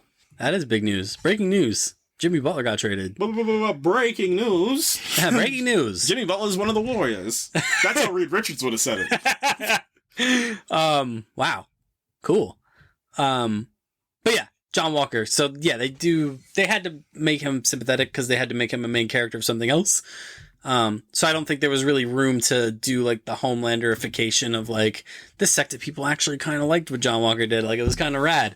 But I think John Walker's not a bad person. No, he's not. And that's something that episode 2 does that so well. I really like that episode of the beginning of episode 2 because, again, in a longer format show, that whole idea keeps running. That, like, John Walker is this American war hero. He just doesn't have... And he still has integrity. Like, John Walker has a lot... And I think the Thunderbolts is going to do the heavy lifting for that. Like, John Walker has, like, a lot of good qualities to him. He just... He's a product of what he was built to be. And he's trying to find the line between, being this executioner level, like, word of law, Captain American, like, the integrity of just being a good man. Yep, that's a great point. And to, like, the John Walker thing, like, he embodied the idea of Captain America the way he thinks of Captain America. Yes. Whereas Sam, having actually known Captain America and fought alongside him, actually knows the qualities of what makes Captain America Captain America.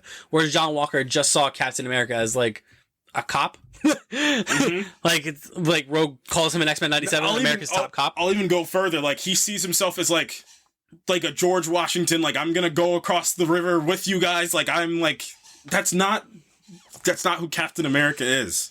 Yeah. Obviously we get that great fight scene, which obviously doesn't have anything to do with like the character, but it does. I think it does. You know what it does? It shows that even though that there's super soldiers around, like Sam can still hold his own. Like obviously the narrative implications of this fight are heavy, and and we talked about this before. It's one of my single favorite fights in a comic book thing is the John Walker Bucky Sam fight. I love. It's brutal. This fight is brutal. He literally uses the propulsion from the jets to break John's hand. Like it is gruesome. Like, I love this fight. But episode 5 kind of halts. But, like, you get back to this whole point. Like, he goes to see Isaiah one more time, and that's where Isaiah gives him, like, they will you're still trying. Like, you're still trying to do it. You don't understand. He's like, no, I'm trying to be better. Like, I'm trying something different. Yeah, we can't keep getting in this cycle of, we can't keep putting, a glass ceiling over ourselves. Like, maybe other people are already trying to do it. Why do we have to do it to ourselves? And you know what? Sam is reticent. Like, maybe you're right, but I have to try. Yep. You know what I mean? And then eventually the Wakandans, that great Wakandan subplot with Bucky, moves its way over to Sam and he gets the new suit.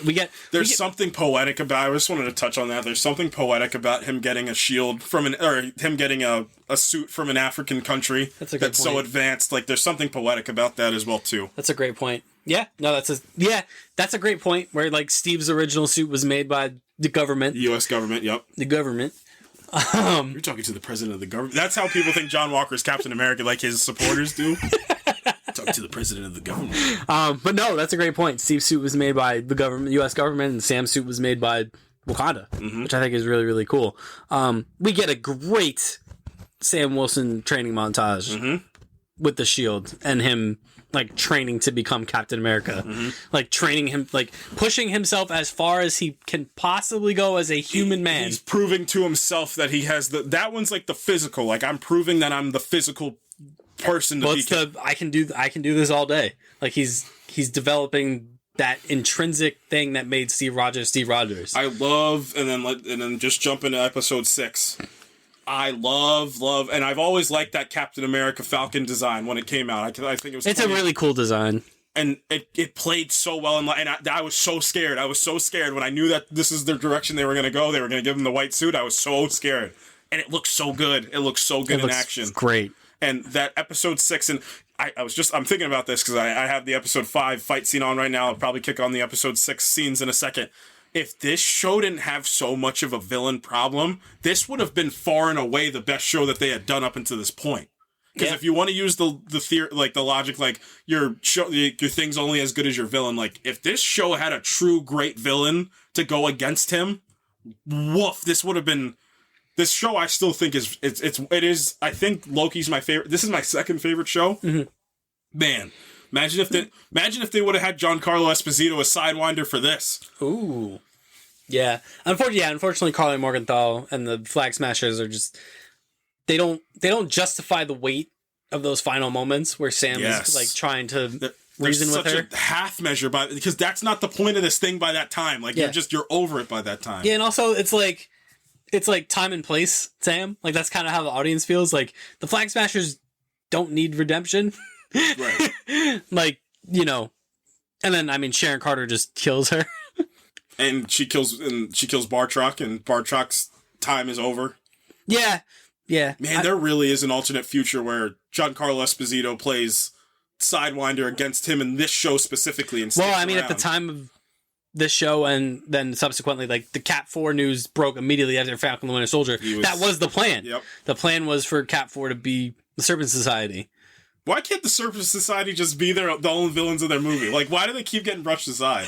It's a cooler thing because Harrison Ford can play Red Hulk, so they get pushed aside every time. If I had a dime for every time this would happen, I'd have 20 cents. But why do I have 20 cents? Why do the Serpent Society? Justice for the Serpent Society. I was just gonna say you are a steadfast Serpent Society supporter. Is what I'm hearing. Mm-hmm. World-renowned terrorists, the Serpent Society. Listen. I think personally that the Serpent Society is misunderstood a bit. The Serpent Society. No, don't do it. And then he's Captain America. Yeah. He gives a big speech. You got to do better, Senator. Look. Now what? No, it's just more of the trade. Oh, okay. Sorry. You got to do better, Senator. Look. He's not Steve Rogers yet. Yeah, it's rough, and I will say it's rough, man. He didn't get the speech thing down yet. He might get there. Yeah, we'll see what this movie brings. Maybe he'll do a speech, but maybe he's not meant to do a speech. No, I think he's meant to do a speech. You think he can do a good speech? Can he? I think he's got it. You want me? Come and get me. And he's gonna say that to Arisham's the judge. Yeah. But then obviously at the end he takes Isaiah back to the exhibit and Isaiah got his own room. Man, I love it. I love it. It's so special. And we will see Isaiah Bradley will return in Captain America 4. And hopefully Elijah Bradley will also return because I still have that theory that the serum passed through down to him, so he still is a bit enhanced himself, and then and then they might recognize that, and through the SHIELD files they might recognize that and be like, hey, do you have any of this super soldier serum? And he's like, maybe a little bit, and he's like, maybe a lot of bit. And then speaking of out there theories, I'm still holding on to my theory that the Isaiah Bradley thing is a false flag from Ross. From Ross? Yeah. Not from the leader? Potentially. Wow. No, I don't think Ross is that evil. I don't think he's that. He's one of the Red Hulks, but I don't think he's that evil. Just throwing it out there. Just keeping that out there. I don't think Ross. I think Ross is being manipulated by the intelligentsia through what's his name? Through the leader. The leader. Okay, let's talk Cap 4 for a second. So that's Sam. He's Captain America now. And can the Marvel... He's done it. Can the MCU not forget that, please, in this film? Oh my god. That's my biggest fear. I know. It's. I don't think it's a fear that will be alleviated until I've literally sat down and the film is over. Mm-hmm. And I don't... See, this is the problem. See, I'm having Quantum Mania level questions. And I wouldn't have had these, not the MCU run from the past few years. I wouldn't have had these. I'm having Quantum Mania level questions about this Captain America movie, and it's making me very nervous. Because as we've just chronicled, this character is great. I love this character. I love Anthony Mackie's portrayal. I just hope that I hope they put as much love, care, attention, talent, writing into this movie that they have for the 3 previous Captain America movies. Mm-hmm. Mm-hmm. That's what I'm hoping. Mm-hmm. I just don't know. The Fandango interview made me feel a little bit better because it seemed like they were having fun. Like that's the biggest change, I think, is like they're having a little bit more fun. Sure. But I think they understand the weight. I do think the backlog heavy lifting, I don't know if because they did listen to this podcast. I think that genuinely they were listening and they said, like, the Avengers thing, guess what, one of the promos just happened. the Avengers, like, Sam, I want you to rebuild the Avengers. And he basically asked, like, weren't you the guy that was all anti-Avengers the last time? He said, you guys saved the universe. I love that they confronted that. Because that could have easily been, like, a plot hole. A massive plot hole. And this is, obviously, rest in peace to William Hurt. Like, you still would have crushed this the same way, but there's something about Harrison Ford delivering these lines it's unmistakable. I agree. He totally has it. Like, he's got the thing. Say that again? Come on, man. No, I totally agree. And that, you're right. They released that scene and it made me raise my eyebrows a little bit. Like, maybe this movie won't be as Hulk-centric as we might think. Or it still will be, and She-Hulk they could remix the Age of Ultron end scene and just get the new Avengers there.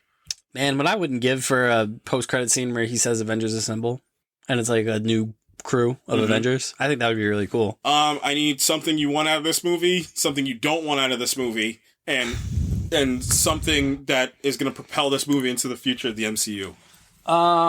Something I want from this movie, I think I kind of just stepped on it a little bit. Like, I want this movie to be on par with those other Captain America movies.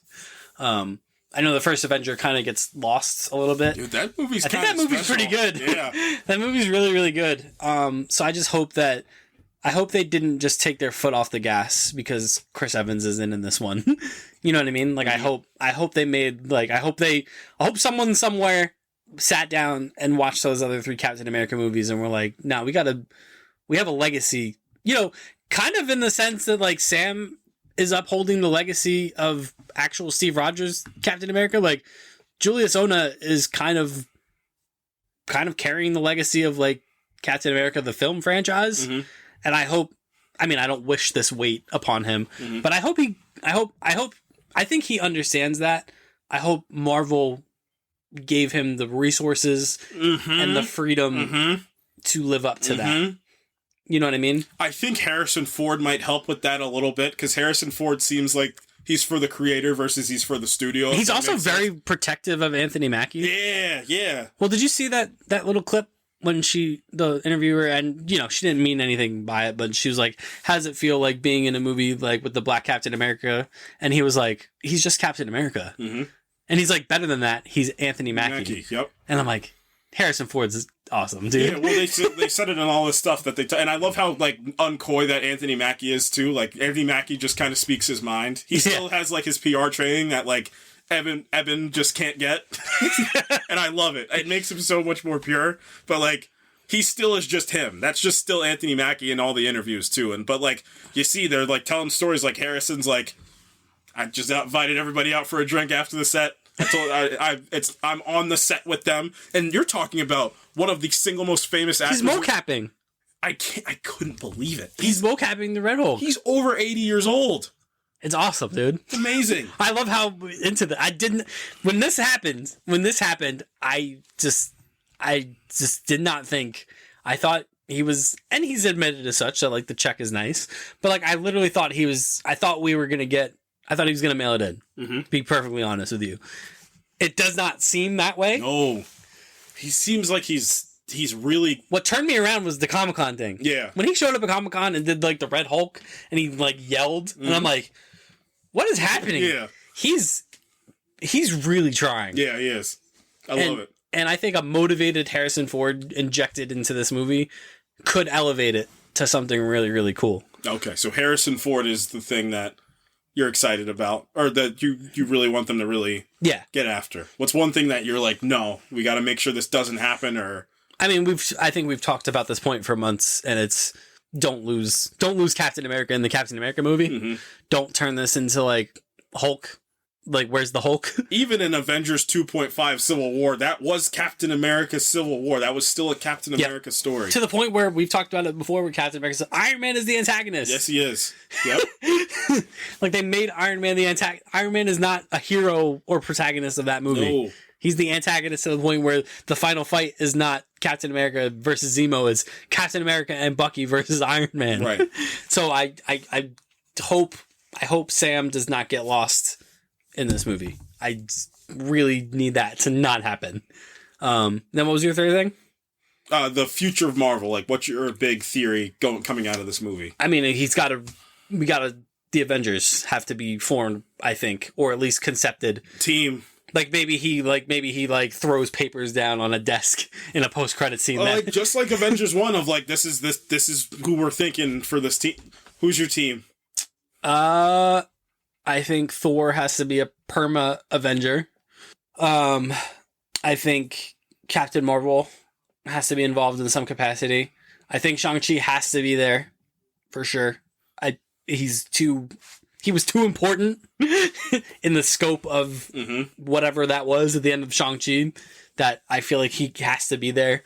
I do think She-Hulk will be there in place of Banner. Like, I think Banner will be like, hey, I'm out of the game, man. But I have somebody that can do exactly what I can. And she's better at it than I am. Yep. Sorry, nerds. Yeah. She-Hulk. Oh no, it's the woke Hulk again. No, the woke Avengers. My woke incel bit is back. She-Hulk. Black Captain America. Wasp. I can't do this.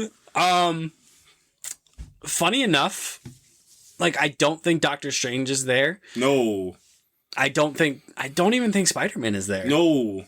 Not because they're all gonna be Avengers by the Secret Wars. Yeah. But I mean, like a team. Right, yeah, like I'm talking like Age of Ultron, like post-credit scene, like yeah. I'm trying to because I think I don't want to step on yours because I think yours is gonna involve the Thunderbolts, like pitting those two units against each other. So I'm trying to think like who's facing who. Like this, like obviously Thor is not facing the Thunderbolts. He'll pace them all. But, like, he's gonna be there, like, when they're like, shit, the universe is ending. Thor's gonna be like, I'm tagging in. Like, you don't tag Thor in until, like, the world is ending. You don't tag Thor in to fight the Thunderbolts. What do I got? That might be it. Small little team.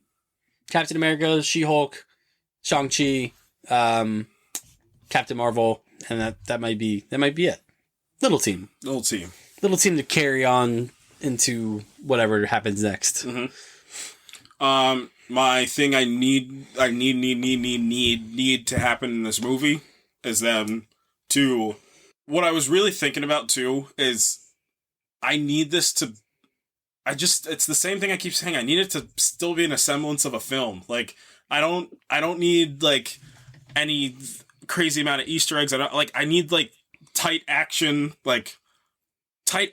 good narrative, like it's narratively. I think that's my biggest thing. Like I need just good narrative from this movie. Like sure. I need a compelling narrative that's not absurd and not insane. Like I need something like character-driven narrative that I care about and that I'm going to care about for time to come. Remember why Falcon and the Winter Soldier was so good.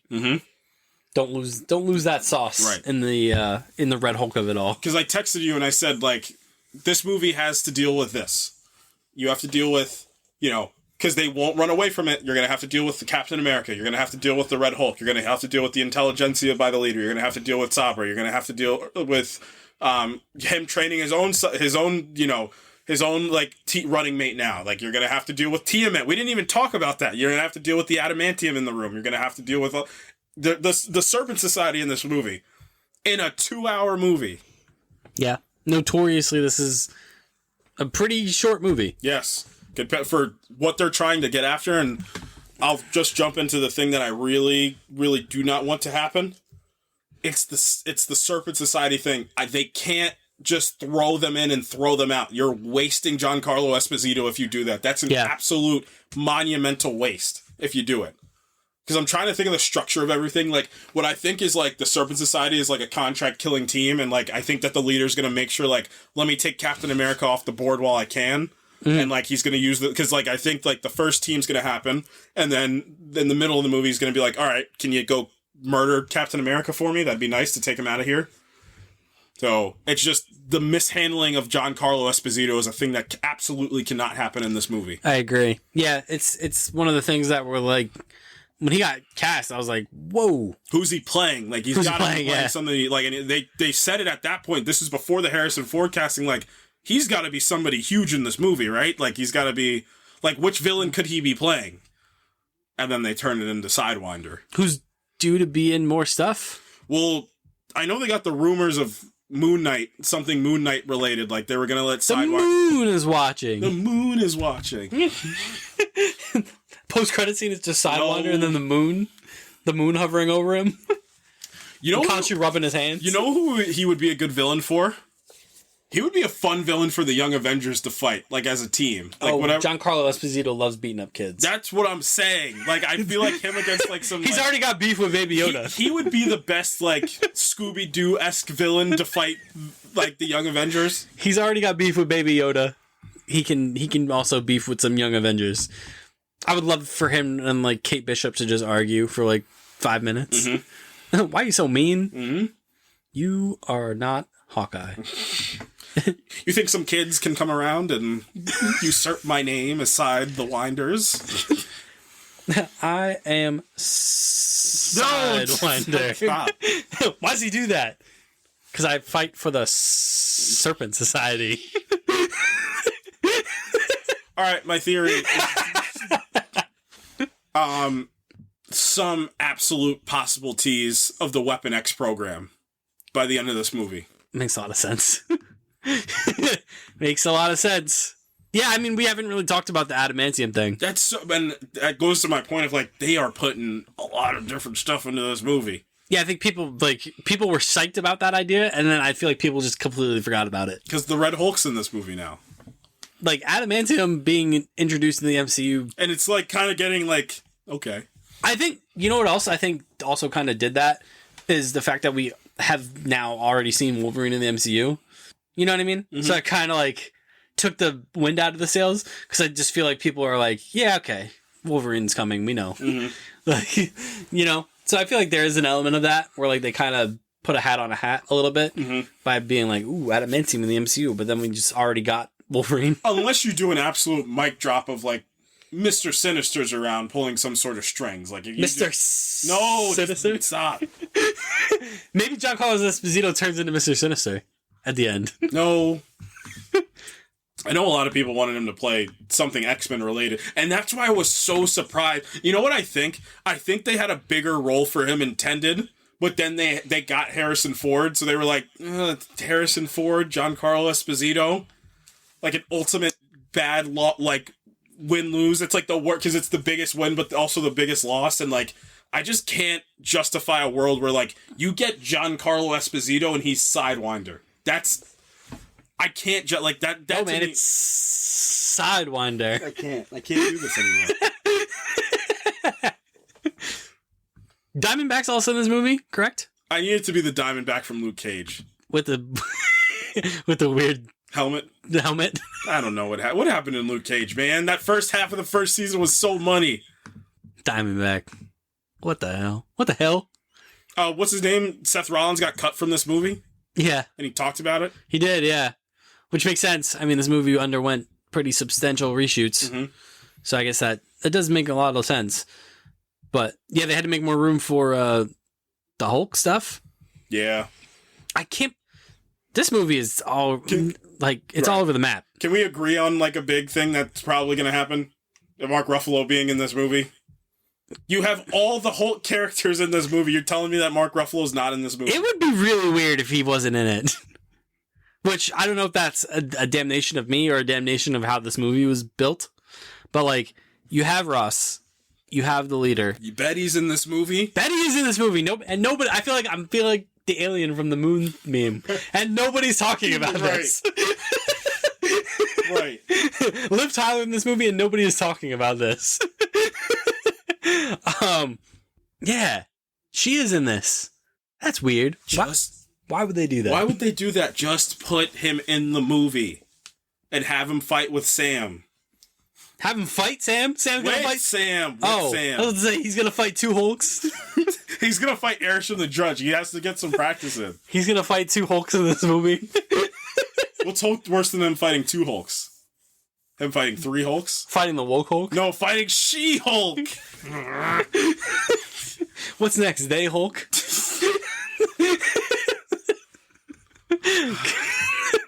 Alright, maybe I crossed the line there. It's fine. No, you have to do the across the spot. I made a mistake. Man, if they're hiding Ruffalo, they've been hiding Ruffalo this whole time, and he's going to be in this. That'd be a pretty good reveal. Yeah. Because there's no indication or inclination that he's anywhere near this movie. Mm-mm. So if they were able to hide that, that's pretty impressive. The leader, Betty. They brought all the Incredible Hulk characters back, except the Hulk. Mm-hmm. Yeah, he's got to be in this movie. How's Sam beating him? Well, and also conk him in the head with the shield. Because I've been trying to piece together all the clips they've been releasing and all the trailers they've been releasing, because they've been releasing a lot. Like, this one's had a lot ahead of the days, and I think purposely, because, this movie just is not going to have the same reverence as Fantastic Four does, or Thunderbolts, I think, but I think the cherry blossom fight is, like, earlier in the movie. How early, though? Well, because I think they said, like, I don't think he can go from just chatting with Ross to him turning into a Red Hulk to him just chatting with Ross again. The runtime really bugs me about this movie. Hey, man, I know we just had that brawl outside, but we got to reform the Avengers. Well, I think the end-to-end scene is the Tiamat stuff, the adamantium. But why? But who's he fighting there? Well, unless the leader is like... Well, he's fighting the other countries, because the leader manipulates... He's fighting the other countries? Yes, he's fighting all the other countries to be like... Because he's like the only one that's like, no, they can't get their hands... But who is he fighting? It's the Top Gun Maverick thing. They're fighting the Rush-age... Like, if he spent the first half of the movie fighting our Red Hulk, he's got to be fighting... Not in the first half. It's like the fourth act. Like, who's he fighting on Tiamat Island? He can't fight the leader. He'll paste him. The governments he's fighting. What? Unless Sidewinder comes back. No, it's gonna be like Sidewinder. Because I think one of the clips says like what happened in Washington was like a tragedy, and they're on the submarine or they're on the boat. So the Tiamat stuff has to be the post, like there has to be that. So he's just gonna fight a bunch of guys? Yes, it's gonna be like no. He can't just fight a bunch of guys at the end of the movie. I don't know. Why can't he? Because he fought the Red Hulk in the beginning of the movie. Yeah, I don't understand how any of this works. That's a weird placement. You got to fight the random guys first, and then you fight the Red Hulk, not the other way around. Because I'll tell you what, if I was one of those random guys and Captain America who just fought the Red Hulk showed up, I'm leaving. I'm not fighting that guy. I'm not going anywhere near that guy. Unless he's going to fight Isaiah Bradley at the end. No, absolutely not. Absolutely not. I don't think so. The leader's like, look at this. The brainwashed Captain America. No, he's too old. Are you ageist right now? No. He can fight for an old guy. Sure. I want to see him fight Steve. What? Old Steve? Yes. Joe Biden? Steve? Yes. This guy loves watching the elderly fight. That wouldn't be a funny fight. It would be. They still got a bit of the serum left in them. But they're still old, so it like cancels out. That would be pretty good. I don't know, man. I don't know what's going to happen. That's the one thing about this movie is like, usually in a movie that should be a good thing. I don't know what's going to happen. But now I'm like, I don't know what's going to happen. I think it has something to do with Spider-Man. No, cut it out. Get another guy with a wingsuit. The Vulture shows up. Him and Captain America are having like a dogfight in the air. We didn't even talk about Joaquin this whole time. He's got some work to do. I need to see a little more out of him. I like him. I like Danny Ramirez. Yeah. I think Danny Ramirez is great. How do you differentiate him from Sam at that point in the MCU though? Like what makes Joaquin? That's the thing that you got to ask in this movie. That's a good point. He has to be. He can't just be a sub-variant like conduit. Like they're both flying guys, and like they both have similar like they're ex-military guys that go to the symbol of like Captain America to like help propel them. And he feels very sidekicky in the way that Sam didn't. Wasn't. Yep. That's a good point. I'm gonna watch Winter Soldier tonight. That is a good point. How do they differentiate them? I don't know. You make him a human being. You gave him, but again, this is a 2-hour movie. You're already asking a lot out of a lot of people. Yeah, there's a lot of characters in this movie. I think he's going to get sidelined, I think, quite a bit. I think he's going to be there for the fight sequences.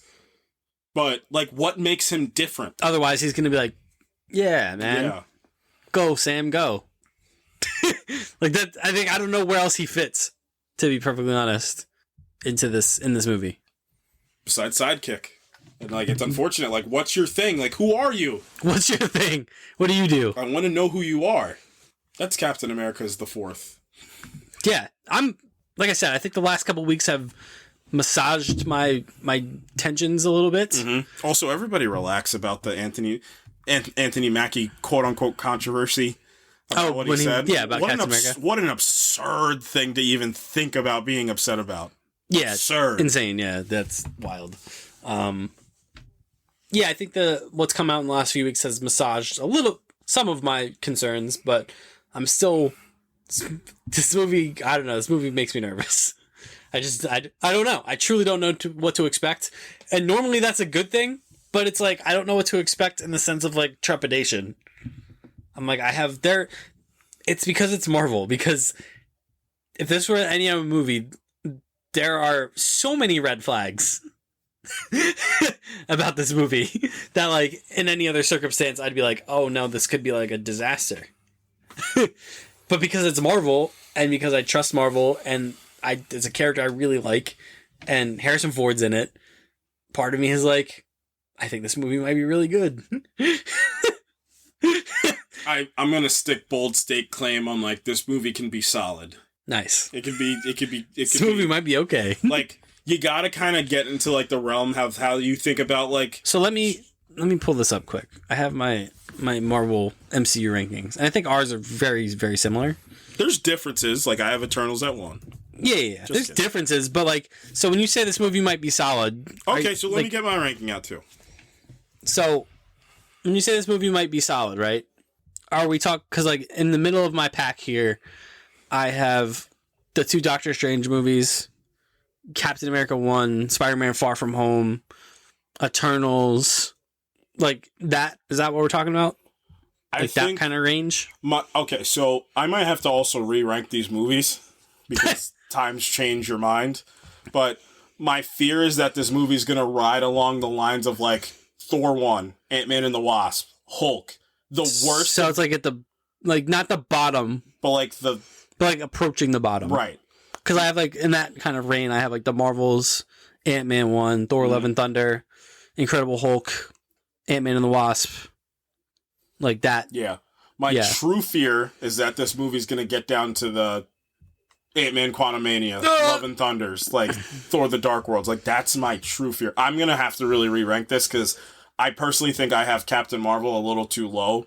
I think I also have Captain Marvel a little too low looking at it. Yeah, a little too low. I think, this is going to sound insane, I have Iron Man 2 and 3 a little too low. I have Iron Man...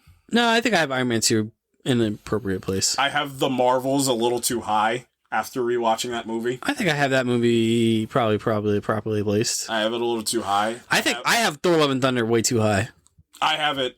I think it's the second worst Marvel movie that there's ever been. I have it way higher than that. Like, I think it's funny because I was so excited for both of those, but I had Quantumania and Thor Love and Thunder in my bottom 3. Like, I think that's some of the worst that you can get out of this. Yeah, I have to re-rank these two, I think. Black Widow I might have a little too low, too. I have Black Widow as the second worst. Maybe it needs to belong there, because I have to think about the other movies. I think I might have Guardians 2 a little too low. Where do you have Guardians 2? 14. I have it 11. I think I have it a little too low. See, here's my nuclear take. As much as that movie is fun to watch, the second half, I have No Way Home way too high. Where do you have that? I have it 11. I have it 13. That's like one of my nuclear hot takes of the MCU. But I wouldn't put it much lower than 13. No, because the second half of that movie, even Cameo Fest aside, is like a fun... So for perspective, I have No Way Home above Avengers 1. I do too. Deadpool and Wolverine. That's the movie I didn't have, because there's 34 movies, yes? I have 34. Yeah. I have to add... Okay, so let me... I put Deadpool and Wolverine 15th. And that was me just kind of spitballing. But 15 is good. Let me add Deadpool and Wolverine in here, and then we'll talk a little bit. I'm going to just put it 12, and then I'm going to just move stuff. I'm not moving anything else right now. Let me put it 12, and then I'll move. I have it 15. It's better than No Way Home. I have them close, but I have No Way Home better. I have Shang-Chi 12th. For the record. I have Shang-Chi 13th, because I just accidentally put Deadpool and Wolverine there. I'm putting Deadpool and Wolverine above Thor Ragnarok. I have Thor Ragnarok 10th. My top 10 is pretty unassailable. I'm putting Shang-Chi above Spider-Man No Way Home. I have Shang-Chi also above Spider-Man No Way Home. My top 10, I think I've said this before when we did this the last time, are pretty unassailable, and it's going to take a special movie to be above them.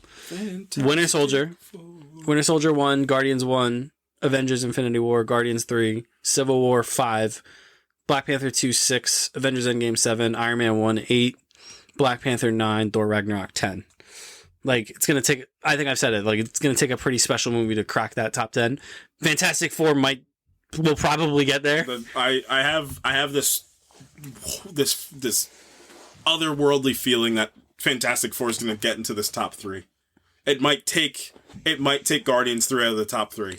Oh, you have Guardians 3 in the top 3. Mine is Guardians 1 is 1, Winter Soldiers 2, Guardians 3 is 3. And, like, you can toss up some days for me. Like, there's some days where I think Guardians of the Galaxy Volume 3 is the best MCU movie that's ever been released. That is an absolute. I think that sometimes too, and then I'm just looking at Avengers Infinity War, and I'm like, what's better than that movie? I have Infinity War 4, I have Civil War 5. So we have the same top 5, just in a different order. Endgame I have 6th. Black Panther I have 7th. Wakanda Forever I have 8th. I'm going to swap that, actually. I'm going to put Iron Man in 8th, Wakanda Forever 9th, and I'm going to have Thor Ragnarok at 10th. We have the exact same top 10. just in a different order. So, I'm saying, like, Captain America, I think, falls, which, to be fair, like, Far From Home needs to go down this list. Like, I have, like, in the middle of the pack, quote unquote, I have Avengers 1, Deadpool and Wolverine, Spider-Man Homecoming, Age of Ultron, Eternals. Those are all good movies. So if Captain America ends up there, great. It would be the third ranked Captain America movie for me if it ends up in that spot, because I have Captain America 1 below that mark. So if Captain America 4 is better than that, I feel like that's a pretty good success. We'll revisit this ranking after next week. We'll place Captain America 4 Brave New World amongst the pantheon of Marvel movies. I am just praying to God it doesn't get in that last 5 range. Oh Lord, I'm hoping and hoping. I'm very scared. But we'll see. We shall see. That's going to do it for us this week while we mull over our MCU rankings. You can follow us on Twitter at ProjectINF_pod. You can follow us on Instagram at the Project Infinite Pod. It's never usually that early. I know, I forgot the other 2 things. TikTok and YouTube at the Project Infinite Podcast. Gonna get more active on TikTok now that it's not banned. Mm-hmm. I stayed away from the TikTok posting for a while because I didn't know if it was gonna be a thing anymore, but it's probably still a thing. So I'm hoping to get more clips up there. Because the Joker clip did pretty well on TikTok. Then why'd you make the movie? Todd Phillips? He was never the Joker. Yeah. Next week, we're going to talk... I mean, crazy enough, like, we don't have a whole lot of stuff to talk about with the Super Bowl because all the trailers we thought we were going to get, we got. So, I don't know.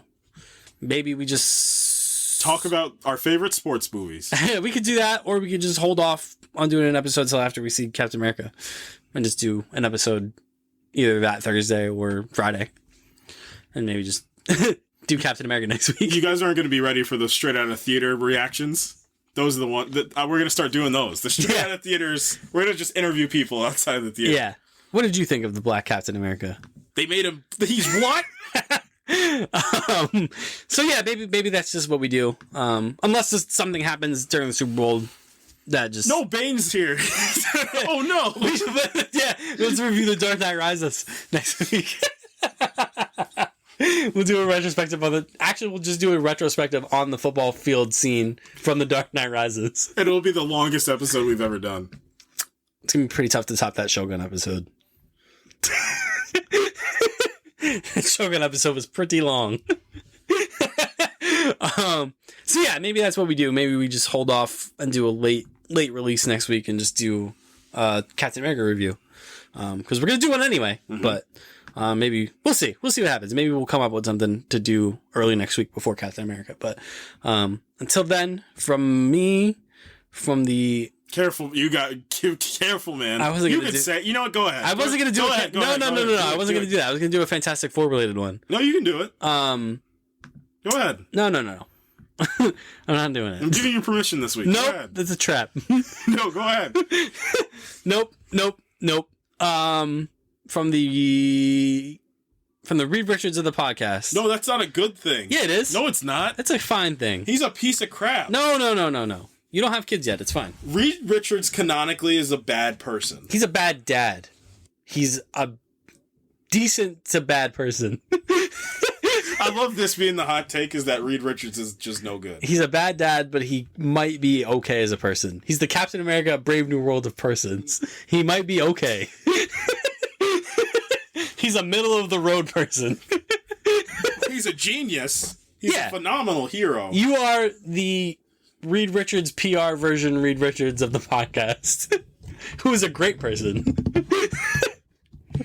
He has dinner at 7 every Sunday. You think the John Walker, like... No matter what. You think the John Walker cultists would like the Reed Richards lovers? Do you think those people interact on the internet and they're just like, see, this is like where I want... No, because they're all from the 60s. This is where... Oh, no. This is... Oh, they basically should be from the 60s for the John Walker ones, too. But this is why I like the idea... This is why I like the idea of, like, the... Ooh, man, what if they did set that in the 60s? And John Walker takes the shield a few years later in the 60s?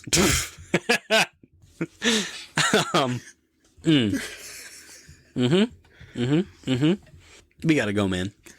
We gotta get out of here. We didn't even talk about Jeffrey Wright's The Watcher that's going to be in the Fantastic Four, probably. That'd be pretty cool. Ugh. What the hell is this? Arisham's the Judge is going to be in this movie. Stop stealing my bit, Airship. I can't wait for Airship to show up in the Thunderbolts. He's not going to... Well, no, you switched movies. No, he's gonna be in all of them. Oh, yeah, he's going to be in every single Marvel movie. Just like this. What'd you guys do to my son? You killed Tiamat. Killed my son. You killed my son. He brings freaking Captain America up there like he did with the other Eternals. Captain America's just like, you want me? You want me? Come and get me. Hulk. Who out of the Thunderbolts is he taking up there? Ghost? Ghost, yeah. Ghost could be like, what's going on? She vanishes. Airship's like, what? What? Airship literally creates the Eternals, is bamboozled by invisibility. How did you... What did you... No way. How did you learn this power? I must know this power. He didn't make... To be fair, he didn't make an Eternal that could vanish. He said, dude, what? No, he's literally like, why didn't I think of that, man? Dang it. I'm Airship the Judge. I'm not Airship the smart one. I didn't think of that. Damn. Are we ever going to see those characters again? No. No, we're not.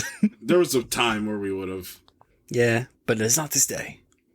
All right, guys. We'll see you next week for some random thing, or we're going to review Captain America when it comes out. Until then, goodbye. Peace.